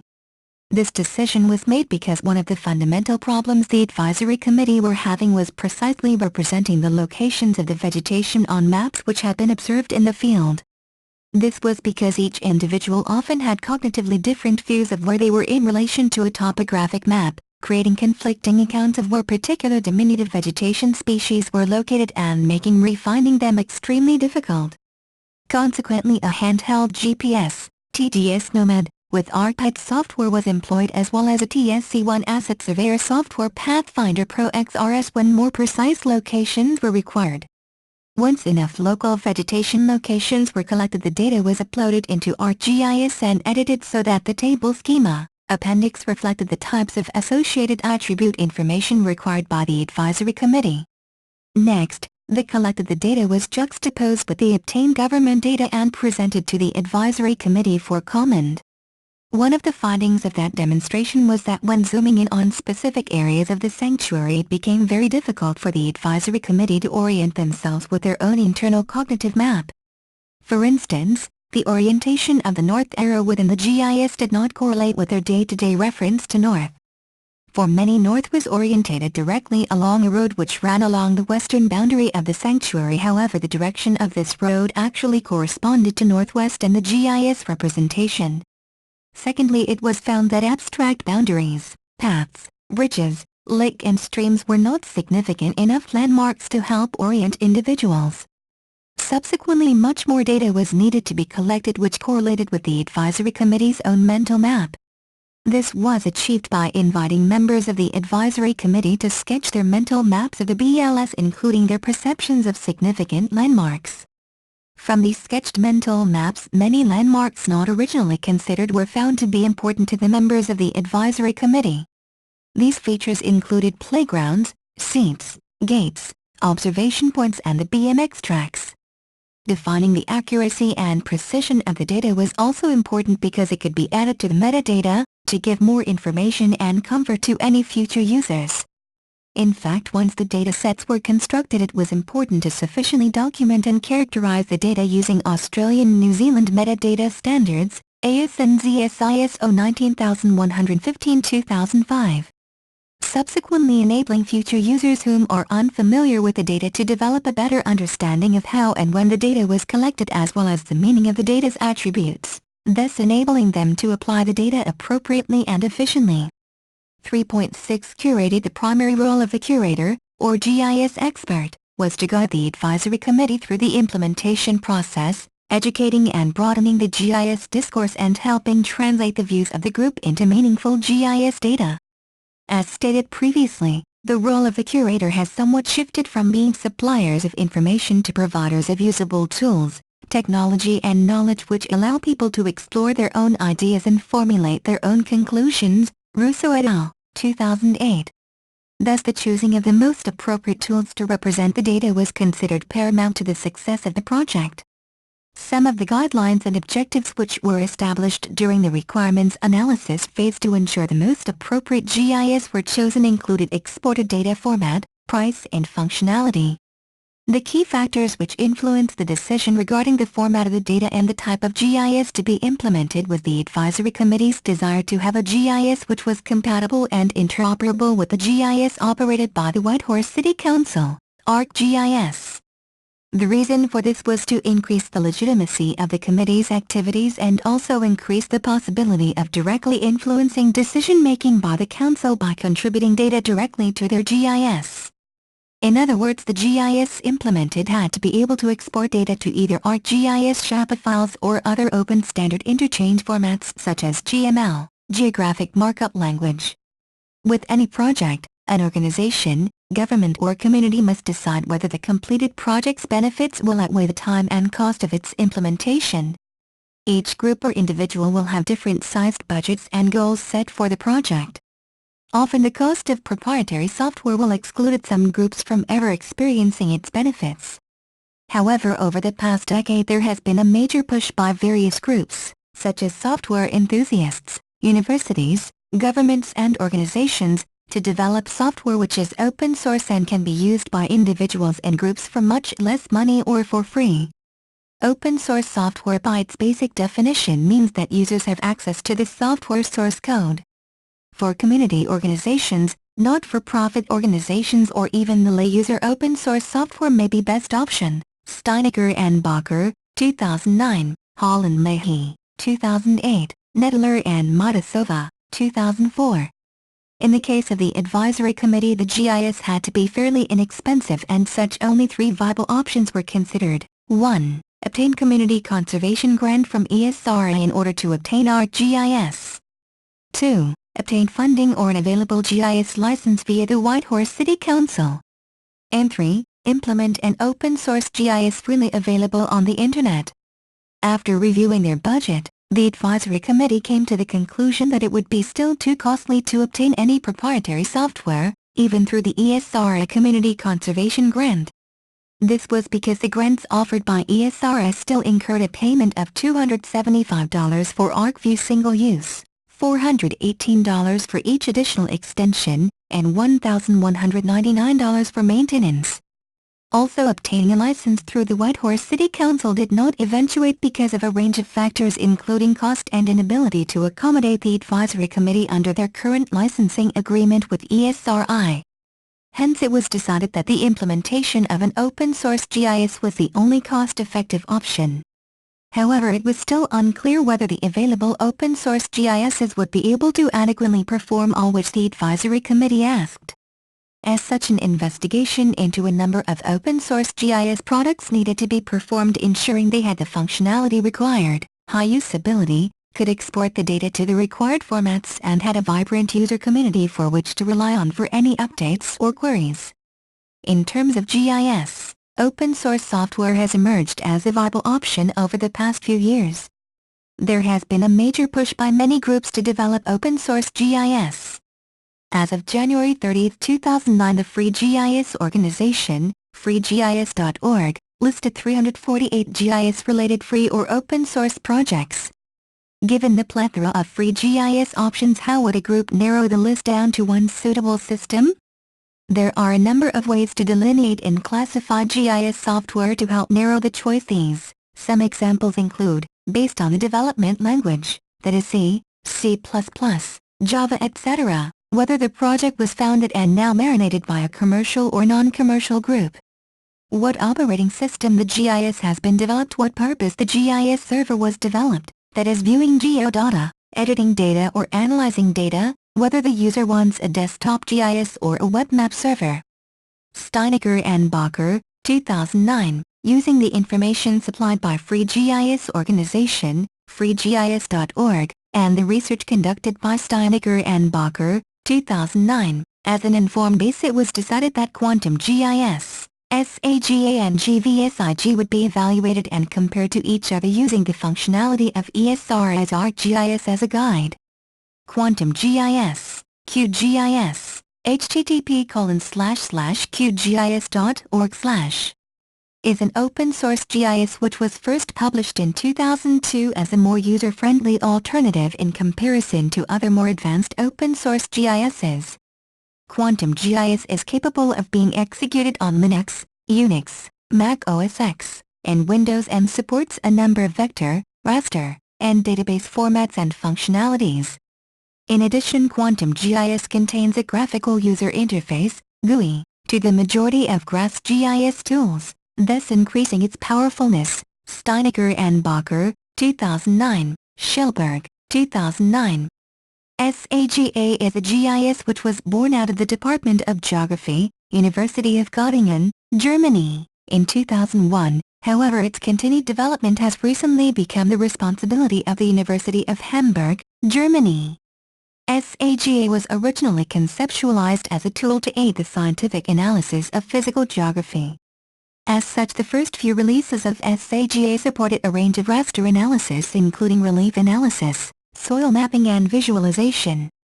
Over the years, the functionality of SAGA has amassed to include a range of data including digital terrain models, vector data and tables, and has a growing collection of modules in areas of geostatistics, image processing and polygon overlays. Steinecker and Bacher, 2009, Schellberg, 2007.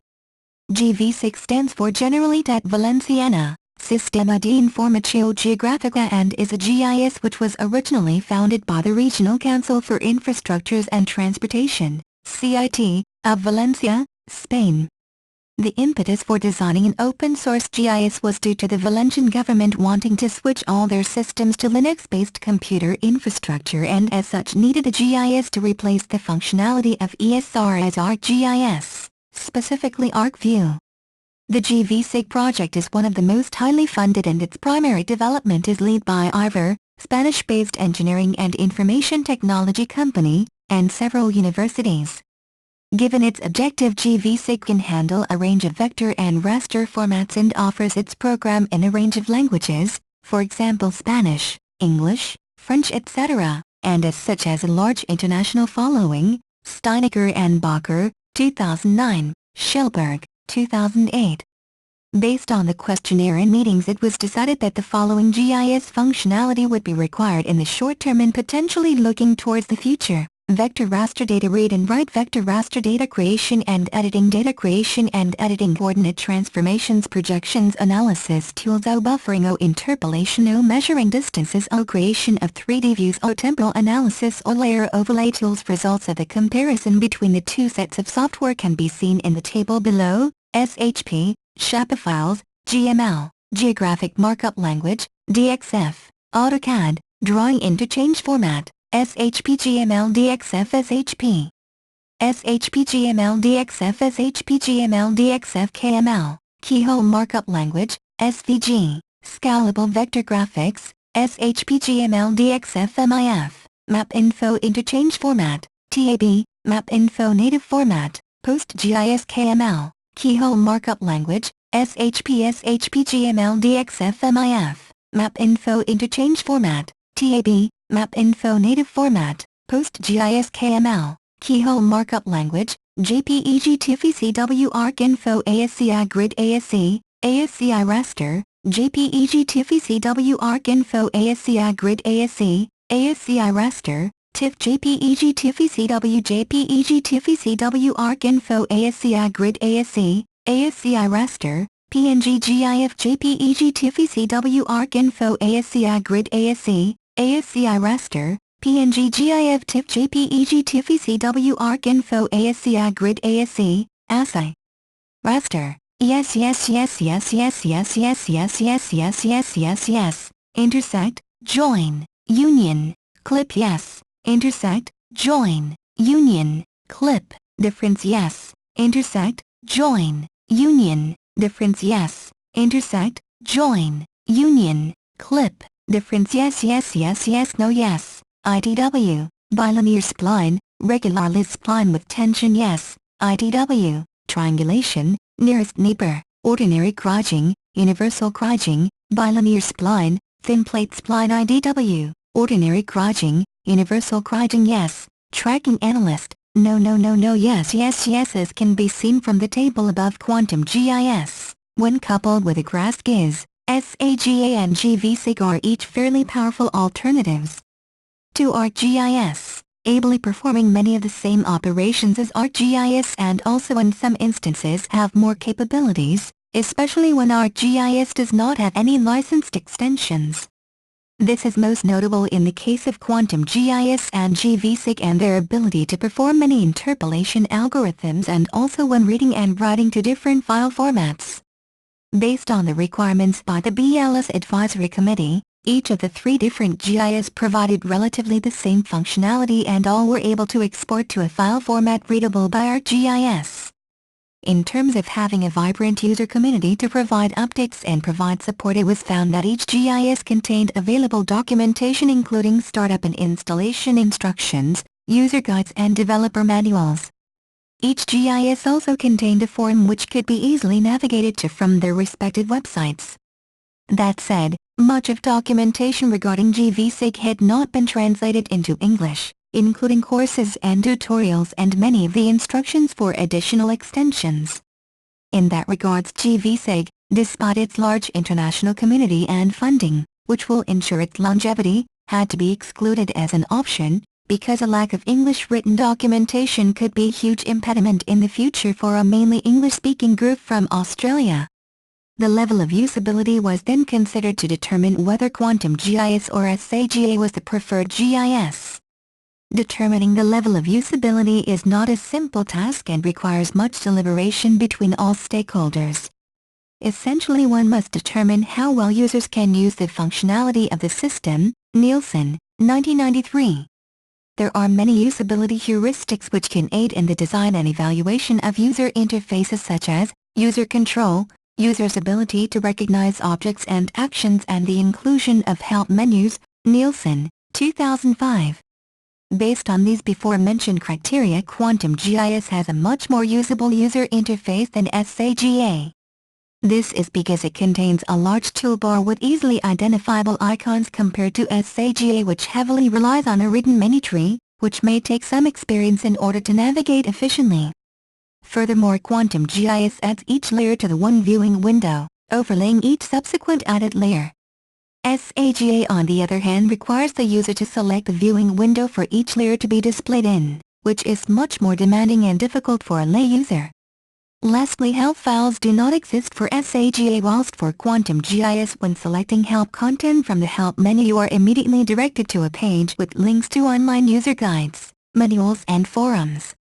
Based on this analysis, it would seem that Quantum GIS has the most utility and is the most usable open-source GIS available, and thus the most appropriate for use by the BLS Advisory Committee. 3.7 Emergent. In general, the emergent element of the project is something which will come into notice over time, once more data is collated and the Advisory Committee becomes more confident in using the GIS.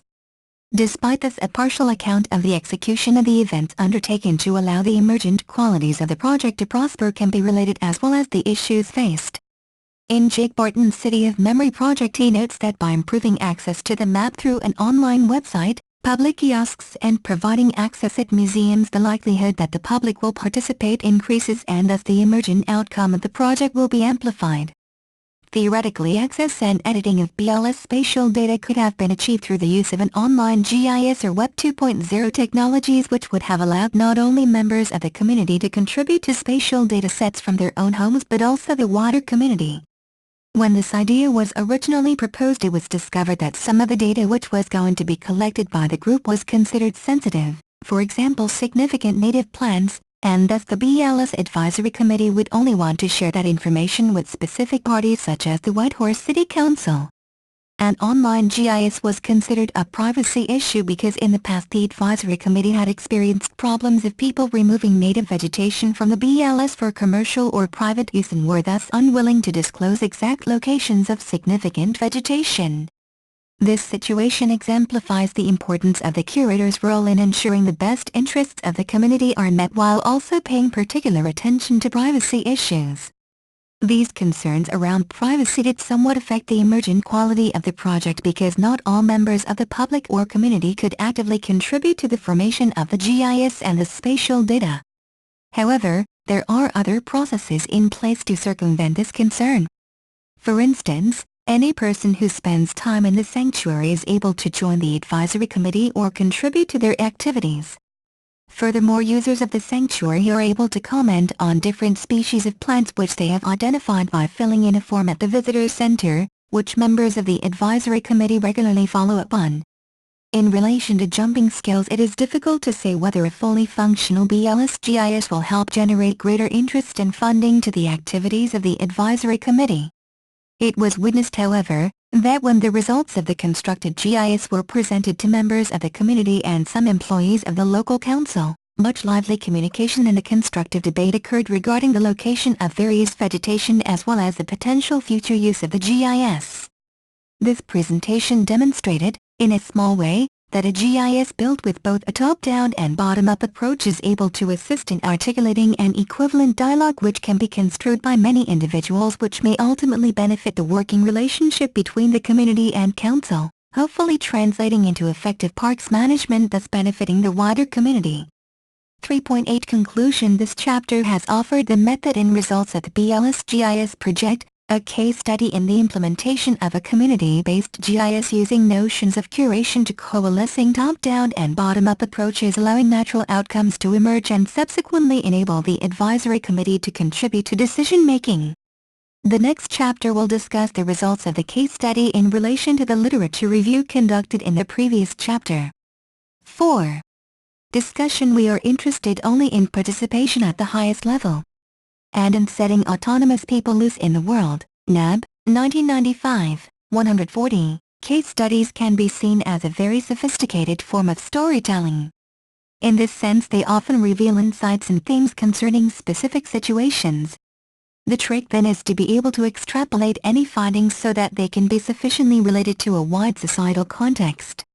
Hence, this chapter will revisit the goals and objectives outlined within Chapter 1, summarizing the findings of the research, including limitations and the potential for future research directions. 4.1 Response to research question. The primary goal of this research was to respond to the research question: can geographic information systems be successfully implemented within community-based projects? The simple response to this question is yes, given that the BLS Advisory Committee now has a fully operational GIS and that the project has been able to capture the narratives and knowledge of a community to produce a layer of information which does not exist in any GIS managed by government or any other institution. Evaluating the degree of successfulness of the implementation, however, is much more complicated, since the project outcomes are varied and are still emerging. For instance, determining the movement of species around the sanctuary and investigating its cause and effect may take many years of data collection and GIS operational maturity. By exploring the outcomes of the key objectives outlined within Chapter 1, it is anticipated that some themes will emerge which will help provide a holistic assessment of the research. The specific key objects of this research project outlined in Chapter 1 were: 1. Do contemporary PPGIS pragmatic approaches address the original ontological debates of GIS and society? 2. Can psychogeographic principles help better guide the requirements for a community-based GIS? 3. What spatial datasets are available and usable for community groups within Melbourne, Victoria? 4. Do available datasets satisfy the requirements of community groups? 5. Can community knowledge be effectively integrated with traditional spatial data sources? The original aspirations of GIS and society researchers posited PPGIS as a pragmatic approach which would help contextualize GIS within social and political milieus, thus potentially strengthening the engagement of the public with GIS technology and allowing the public to partake or question the agendas of government or commercial institutions. Sieber, 2006. While this is still true, in many respects what has been found is that the hypothesized blueprint for PPGIS has been reshaped as many diverse disciplines such as planning and conservation have participated in producing multiple approaches with varying technologies and numerous goals. Sieber, 2006. The biggest discrepancy between contemporary PPGIS projects and their design and approaches tends to be related to the degree of involvement by the community. The primary rationale behind entitling the next generation of GIS as Public Participation GIS was to deliberately ground future applications in bottom-up approaches so that a far more transparent and empowering GIS was produced. This seemingly definite method has become a lot more ambiguous over time and has essentially become problematic through two distinct practices. The first fails to acknowledge the full importance of a bottom-up approach and instead dictates and informs communities rather than directly involves a community within GIS development and data collection. The second practice is similarly problematic in that it declares to be exclusively employing a bottom-up approach, however fails to acknowledge the significant impact and necessity for top-down practices within community GIS applications. What this research has exposed is that bottom-up and top-down approaches cannot be divorced of each other but rather are codependent and both crucial to the successful implementation of community-based GIS. Evidence supporting this supposition has been revealed through both the literature review and case study, discerning that it was somewhat implausible, given the technical complexity of GIS and its data intensiveness, to expect communities with limited time and resources to focus all their attention on developing new spatial datasets. Especially when many standardized datasets could be leveraged from other sources, albeit often being government and universities. Sourcing spatial datasets, however, definitely should not preclude communities from collecting their own spatial data, but rather it should be essential to collect some seminal spatial data so as to construct a much more meaningful and accurate community GIS. Given this dichotomy in approaches, this research proposed that psychogeographic principles could help facilitate in the development of a theoretical framework to help guide the implementation of a community-based GIS utilizing both top-down and bottom-up approaches. Expressly, it was hypothesized that psychogeography could assist in negotiating the partiality of the data and knowledge of the participants by highlighting the importance of each individual's role and knowledge of the geographic environment and recognizing that this knowledge is ineffectual unless it can transcend the individual, with the help of a facilitator, to become of greater use to the community. Wood, 2005. The BLS provided a specific case study to explore many of the hypotheses proposed and developed during the literature review. The project could have easily been derailed at any given time, however the enthusiasm and motivation of the members of the advisory committee ensured that from the outset both time and resources were shared to help guide the project and ensure its completion. The initial requirements analysis proved to be an essential and effective initial phase, however also contained a number of failings. Originally, a questionnaire was sent via email to individuals to complete in their own time and send back when complete. This was somewhat unsuccessful because the questionnaire proved too difficult to comprehend, especially by people who were less familiar with GIS terminology and who were unfamiliar with the context of some specific questions. Consequently, a face-to-face gathering was arranged so that the members of the advisory committee could clarify any misunderstandings and openly discuss any misgivings. This approach also enabled a valuable qualitative discussion, ensuring that each stakeholder could successfully advise and contribute to the goals of the project. The success of this meeting stimulated the organization of regular contact and face-to-face meetings, which further helped build trust between each stakeholder, thus enabling each individual to feel comfortable enough to actively contribute to the shaping of the GIS. In addition to these meetings, a formal presentation was given to members of the community and some employees of the local council outlining the project objectives, methods and benefits to the community. The presentation proved to be a positive initiative, in that it not only improved the group's knowledge of GIS, but also inspired a constructive debate in which each person expressed their views and concerns of the project, allowing the group to build a consensus as to how the project should proceed and what outcomes ought to be achieved. Hence, effective verbal communication was fundamental to developing acceptance of the project and generating supportive relationships within the community.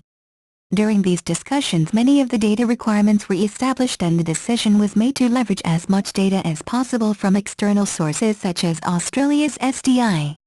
While it was discovered that the SDI framework provides a rich source of data which can be attained by navigating to the website and searching for the data, the costs required, no matter how minimal, to procure the data sets provided a major barrier for data acquisition.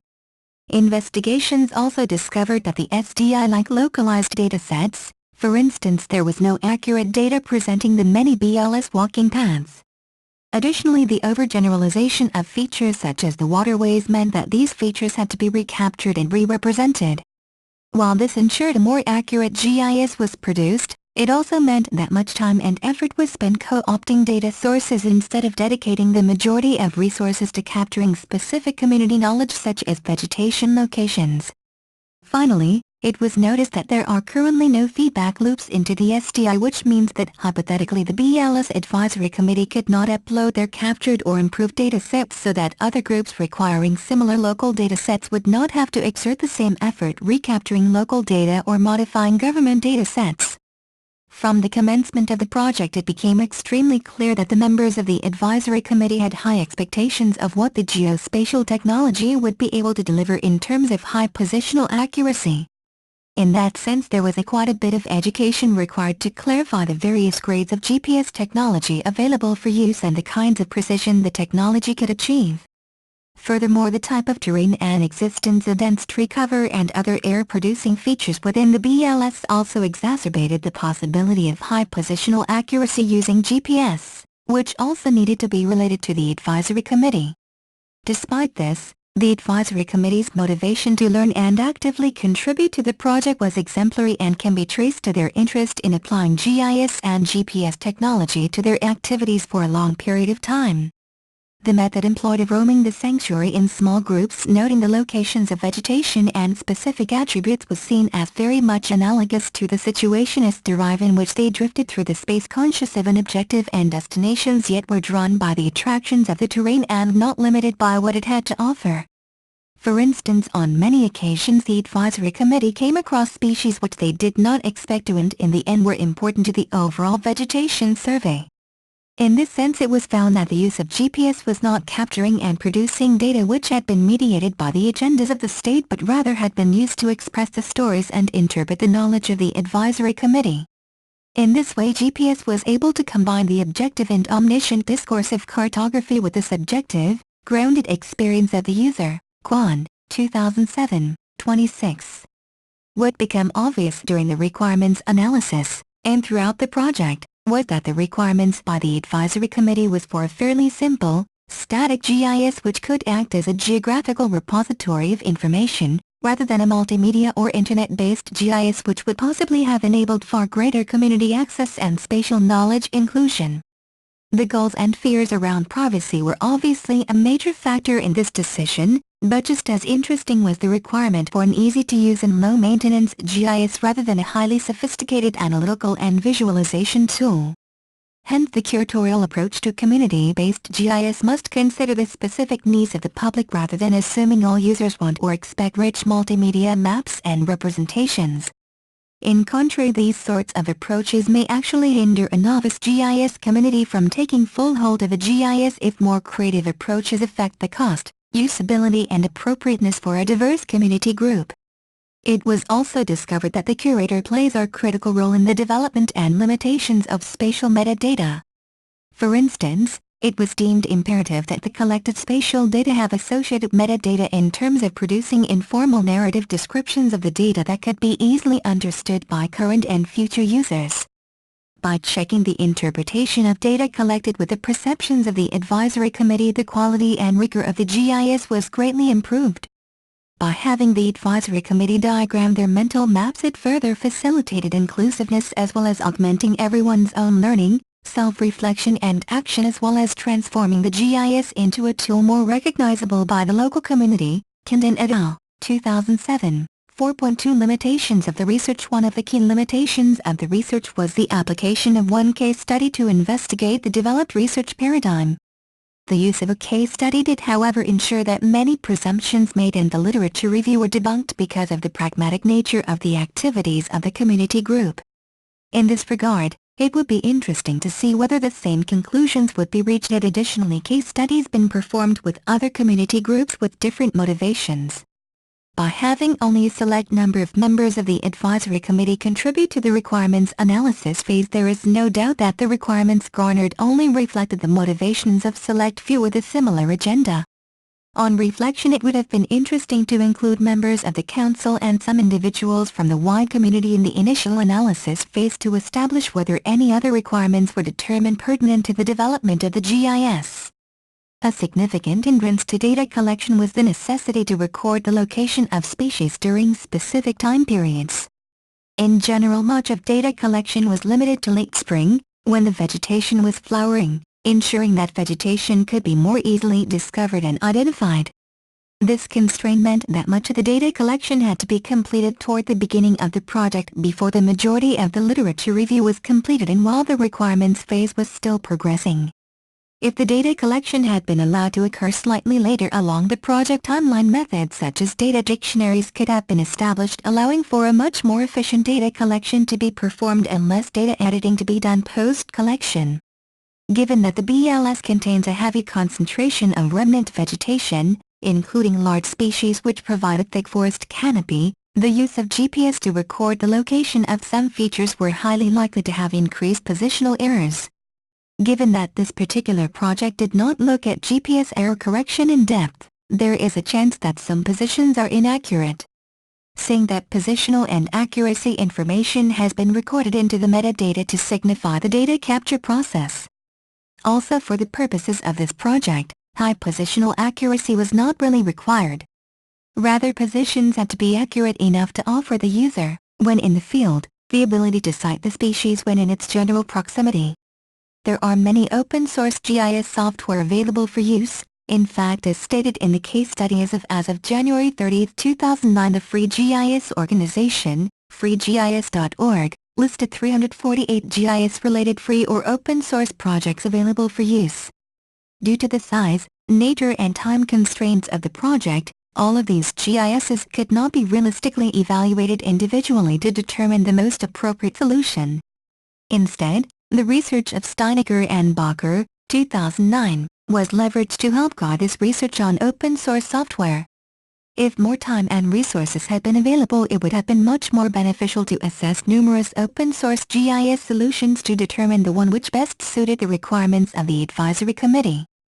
4.3 Recommendations for future research. In response to the ever-growing development and use of geospatial technologies, there is much research to be done to further improve the approaches and methods for democratizing mapping and ensuring that communities are able to participate and contribute to spatial decision-making.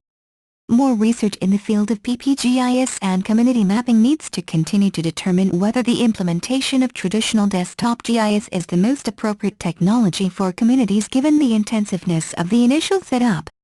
For instance, there is much scope to investigate whether theories and applications of GIS are actually relevant for use by community groups. Specifically, it should be examined whether much of the GIS analytical capabilities are required by novice users to perform their activities, as well as whether these capabilities can be easily used by a lay user. Rather, there should be a greater focus on researching whether a GIS can be developed which more easily incorporates lay questions such as, what features are near my home? Without having to translate complex and often convoluted GIS terminology. In other words, can a GIS or other computing technology be developed which are able to translate between computer-imprecise instructions and human-precise instructions? As stated within the limitations section above, this research did not perform a comprehensive review of open-source GIS software. During the literature review, however, it was discovered that there is certainly a lack of research into the viability for utilizing open-source GIS software in the context of community-based projects or novice users. Specifically, future research should investigate the ease of use of open-source GIS and whether the solutions can be easily installed, updated, maintained and help easily sourced. It was also noted that there are some companies that offer training programs in open-source software. However, it seems as if none of these training programs are offered by Australian-based companies. An interesting case study could be to determine the commercial viability of a startup Australian organization offering maintenance, development and support of open-source GIS software for a range of clientele. Within this particular project, the advisory committee only required and sourced fairly rudimentary data sets such as roads, parcels and hydrology.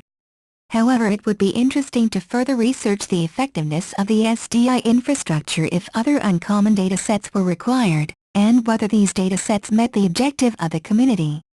Almost certainly no single approach such as the SDI are able to completely fulfill the needs of both the data developers, custodians and users. However, it would be interesting to research whether the addition of feedback loops and a stronger involvement by the public would help minimize some of the limitations of the SDI.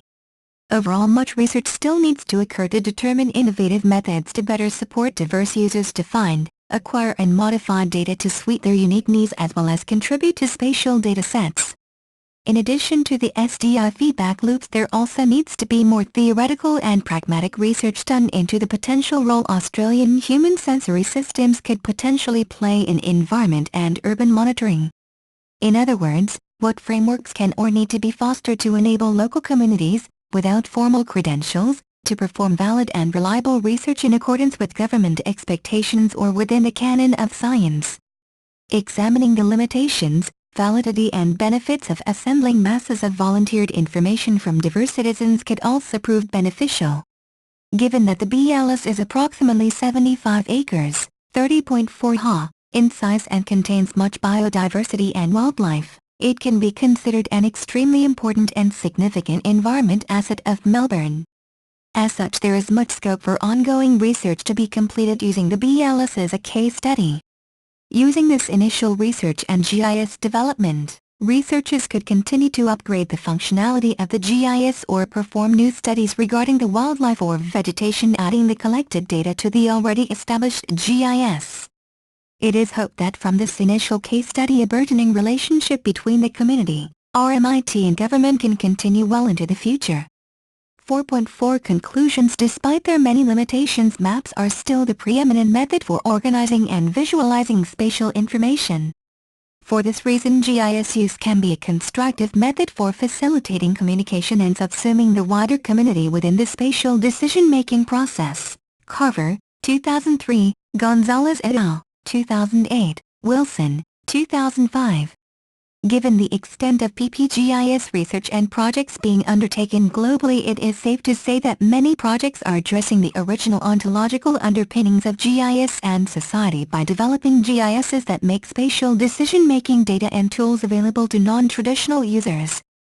That said, many of the participation techniques used within PPGIS applications do vary according to the expertise required and the time and effort allowed by a community. Given that much research has highlighted the limitations and misuse of PPGIS and GIS in particular, this research project has demonstrated that employing a facilitator who can assist in mapping local perceptions and knowledge can help develop a GIS which contains multiple realities, thus ensuring there is a shared understanding of place. While this study has not provided a foolproof approach to eliminating the ambiguities in GIS technology and the participatory process, it is hoped that the research has illustrated how these ambiguities may emerge and how, by considering both top-down and bottom-up approaches, many of the ambiguities can be reduced or navigated more easily. This research has demonstrated that GIS is not only a system or map which is measured by truth or error but rather can enable communities to re-engage with spaces and experiencing spaces from different perspectives, opening up new ways of seeing places rather than limiting them to one single geographic truth. Pinder, 1996. By providing a framework for a community-based GIS, this thesis has attempted to articulate that rather than fearing or eliminating technical discourse or community narrative from the decision-making process, through practices such as geography and GIS technology we can make technical discourse accessible to communities and communities' storytelling and knowledge amenable to reason. Bibliography, 2009, What is the ASDI? A9AYTZ355E, ed. Australian Spatial Data Infrastructure. Canberra, ACT, ANZLIC. Aitken, SC. 2002, Public Participation, Technological Discourses and Scale of GIS. In Craig, W.J., Harris, T.M. and Weiner, D. eds. Community Participation and Geographic Information Systems. London, New York, Taylor and Francis. Arnstein, S.R. 1969, A Letter of Citizen Participation. American Institute of Planners Journal, 35, 216-224. Auster, P. 1992, City of Glass. The New York Trilogy. London, UK, Faber and Faber. Brodnik, G. and Mayer-Schonberger, V. 2000, Bridging the Gap, The Role of Spatial Information Technologies in the Integration of Traditional Environmental Knowledge in Western Science. The Electronic Journal on Information Systems in Developing Countries, 1. Brown, R.H. 1998, Toward a Democratic Science, Scientific Narration and Civic Communication, New Haven, Yale University Press. Burns, R.B. 1990, Introduction to Social Research in Education, Melbourne, Australia, Longman, Cheshire. Cartwright, W.E. 2004, Exploring and Discovering Geographical Facts Using Geographic Storytelling. Image, Text and Sound 2004, The Yet Unseen, Rendering Stories. Melbourne, Australia, RMIT Publishing. Cartwright, W.E., Gardner, G. and Len, A. 2009, Cartography and Art, Berlin, Springer Verlag.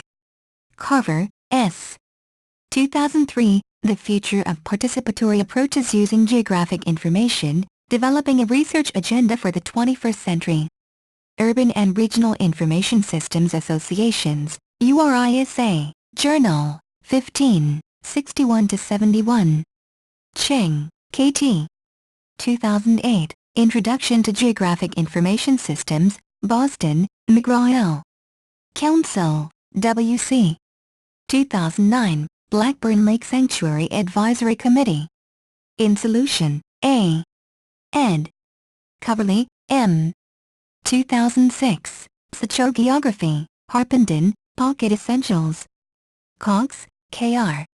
1998, Spaces of Dependence, Spaces of Engagement and Politics of Scale, or, Looking for Local Politics. Political Geography, 17, 1-23. Craig, W.J. and Elwood, S. 1998, How and Why Community Groups Use Maps and Geographic Information. Cartography and Geographic Information Systems, 25, 10. Craig, W.J., Harris, T.M. and Weiner, D. 2002, Community Participation and Geographic Information Systems, London, New York, Taylor and Francis. Crampton, J.W. and Craigier, J. 2006, An Introduction to Critical Cartography. Acme, an international e-journal for critical geographies for 11-33. DeBoard, G. 1955, Introduction to a Critique of Urban Geography. Les Levers News No. 6. DeBoard, G. 1956, Theory of the Derive. Les Levers News No. 9. DeBoard, G. 1957, Report on the Construction of Situations and on the International Situationist Tendencies Conditions of Organization and Action. Situationist International Anthology. Bureau of Public Secrets. DeBoard, G. 1964, The Society of the Spectacle, La Société du Spectacle. Paris, Editions Bucket-Chastel DeBoard, G. and Wallman, G.J. 2006, A User's Guide to Determined, Berkeley, California, Bureau of Public Secrets. Dempsey, P. 2009a, Animals of Blackburn Lake Sanctuary. In Committee, BLSA. ed. Dempsey, P. 2009b, Welcome to the Blackburn Lake Sanctuary. In Committee, BLSA. ed. Dempsey, P. and Rees, R. 2009, History. In Committee, BLSA. ed. Duncan, S.L. and Latch, D.H. 2006, Privileged Knowledge and Social Change, Effects on Different Participants of Using Geographical Information Systems Technology in Natural Resource. Environmental Management, 38, 267-285. Elwood, S. 2006, Critical Issues in Participatory GIS, Deconstructions, Reconstructions, and New Research Directions. Transactions in GIS, 10, 693-708. Elwood, S. 2007, Grassroots Groups as Stakeholders in Spatial Data Infrastructures, Challenges and Opportunities for Local Data Development and Sharing. International Journal of Geographical Information Science, 22, 71-90. ERLE, S. Gibson, R. and Walsh, J. 2005, Mapping Hacks, Tips and Tools for Electronic Cartography, Sebastopol, California, O'Reilly Media Ford, S. 2005, The Situationist International, A User's Guide, London, Black Dog. Gale, G.L. and Wilmette, C.J. 2005, Geography in America at the Dawn of the 21st Century, Oxford, New York, Oxford University Press. Gonzalez, A. Gilmer, A. Foley, R. Sweeney, J. and Fry, J. 2008, Technology-Aided Participative Methods in Environmental Assessment, An International Perspective. Computers, Environment and Urban Systems, 32, 303-316. Goodchild, M.F. 2007, Citizens as Sensors, The World of Volunteer Geography. GeoJournal, 69, 211-221. Harsted, H. and Floysand, A. 2007, Globalization and the Power of Rescaled Narratives, A Case of Opposition to Mining in Tambagrande, Peru. Political Geography, 26, 289-308. Hall, G.B. and Leahy, M.G. 2008, Open Source Approaches in Spatial Data Handling, Berlin, Springer. Harmon, J.E. and Anderson, S.J. 2003, The Design and Implementation of Geographic Information Systems, Hoboken, New Jersey, Don Wiley & Sons, Incorporated. Harris, T.M. and Weiner, D. 1998, Empowerment, Marginalization and Community Integrated GIS. Cartography and Geographic Information Systems, 25, 10. Industries, DOP. 2008, Ecological Vegetation Classes, EVCs. In Victoria, SGO. ed. Victorian Resources Online. Jones, M., Jones, R. and Woods, M. 2004, An Introduction to Political Geography, Space, Place and Politics, London, New York, Routledge. Kindon, S.L., Payne, R. and KESBY, M. 2007, Participatory Action Research Approaches and Methods, Connecting People, Participation and Place, London, New York, Routledge. Kleb, H., Foth, M., Burgess, J. and Bylanzik, M. 2007, Digital Storytelling and History Lines, Community Engagement in a Master Plan Development. International Conference on Virtual Systems and Multimedia.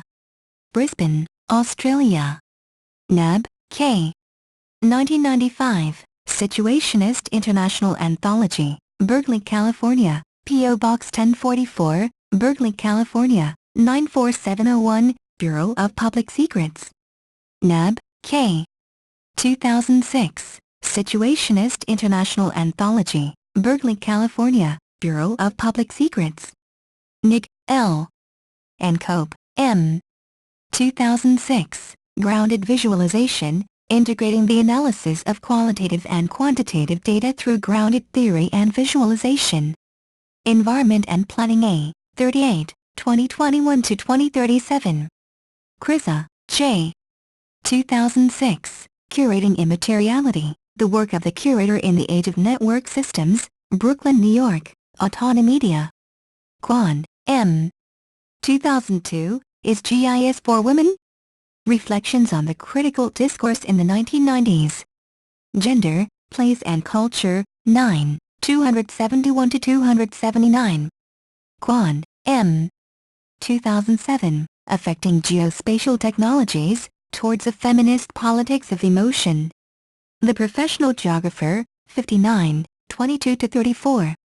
Kwan, M. and Nig, L. 2006, Doing Qualitative Research Using GIS, An Oxymoronic Endeavor? Environment and Planning A, 38, 1999-2002. Leitner, H., McMaster, R.B., Elwood, S., McMaster, S. and Shepard, E. 2002, Models for Making GIS Available to Community Organizations, Dimensions of Difference and Appropriateness. In Craig, W.J., Harris, T.M. and Weiner, D. eds. Community Participation and Geographic Information Systems. London, New York, Taylor and Francis. Lynch, K. 2002, The Image of the City, Cambridge, Mass. MIT Press. Monte, J. and Ziegler, J. 2006, GIS for the Urban Environment, Redlands, California, ESRI Press, Independent Publishers Group, IPG, Distributor. McEachran, A.M. 1995, How Maps Work, Representation, Visualization, and Design, New York, Guilford Press. Milet, J. 1993, Traditional Ecological Knowledge, The Diversity of Knowledge Systems and Their Study. In Office, GWPRS. ed. Background Paper Number 4. Montreal McDonough, T. 1994, Situationist Space October 67, 58-77. McDonough, T. 2002, Guide to Board and the Situationist International, Texts and Documents, Cambridge, Massachusetts, MIT Press. Nettler, M. and Matasova, H. 2004, Open Source GIS, A GRASS GIS Approach, Boston, Massachusetts, Kluwer Academic Publishers. Nielsen, J. 1993, Usability Engineering, Boston, Academic Press. Nielsen, J. 2005, 10 Usability Heuristics. Alphen, K.H. 2003, Narrating Place and Identity, or Mapping Mosquito Land Claims in Northeastern Nicaragua. Human Organization, 62382-392. Paul, C. 2006, Flexible Contexts, Democratic Filtering and Computer-Aided Curating, Models for Online Curational Practice. Curating Immateriality, the work of the curator in the age of network systems. Brooklyn, New York, Autonomedia. Pickles, J. 1995, Ground Truth, The Social Implications of Geographic Information Systems, New York, Guilford Press. Pinder, T. 1996, Subverting Cartography, The Situationists and Maps of the City. Environment and Planning A, 28405-427. Planned, S. 1992, The Most Radical Gesture, The Situationist International in a Postmodern Age, London, New York, Routledge. Rundstrom, R.A. 1991, Mapping, Postmodernism, Indigenous People and the Changing Direction of North American Cartography. Cartographica, The International Journal for Geographic Information and Geovisualization, 28, 1-12. Russo, A. and Watkins, J. 2004, Creative New Media Design, Achieving Representative Curatorial Practice Using a Cultural Interactive Experience Design Method. Interaction, Systems, Practice and Theory. Sydney, Australia. Russo, A. Watkins, J. Kelly, L. and Chan, S. 2008, Participatory Communication with Social Media. Curator, 51, 21-32. Sadler, S. 1998, The Situationist City, Cambridge, Mass., MIT Press. Sarantakos, S. 1998, Social Research, South Melbourne, Macmillan Education, Australia. Schellberg, B. 2007, Free GIS Summary on SAGA. INEV, F. ed. Free GIS Database.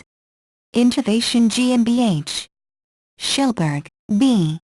2008, Free GIS Summary on GVSig. INEV, F. ed.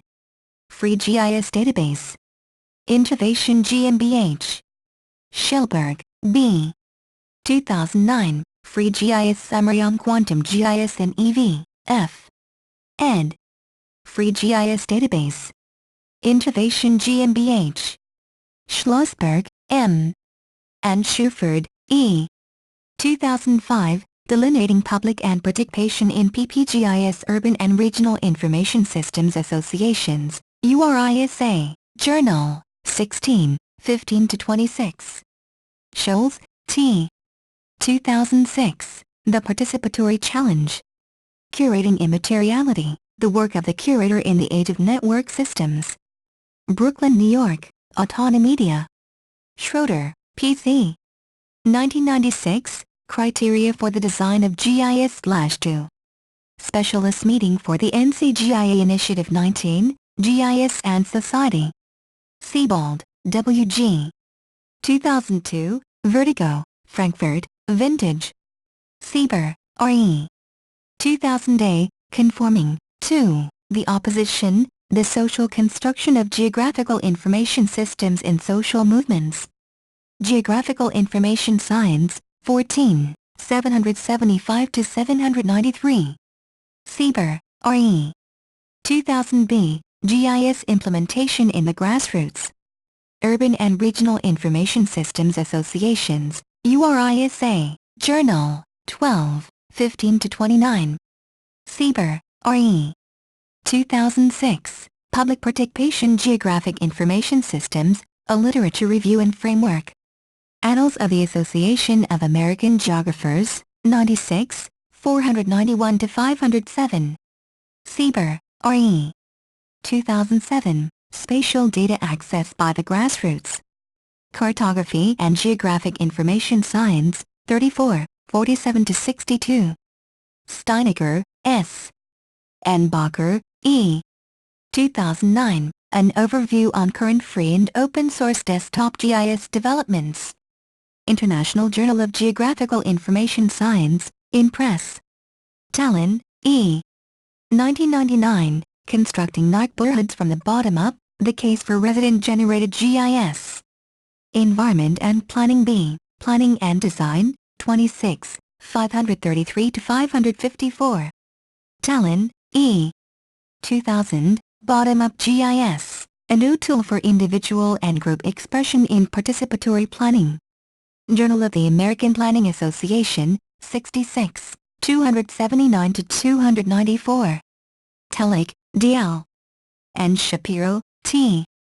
2003, The Intersection of Data Access and Public Participation, Impacting GIS User Success? Urban and Regional Information Systems Associations, URISA, Journal, 15, 55-60. Unger, S. 2005, Geography. In Caves, R. ed. Encyclopedia of the City. London, Routledge. Wiederman, I. and Femers, S.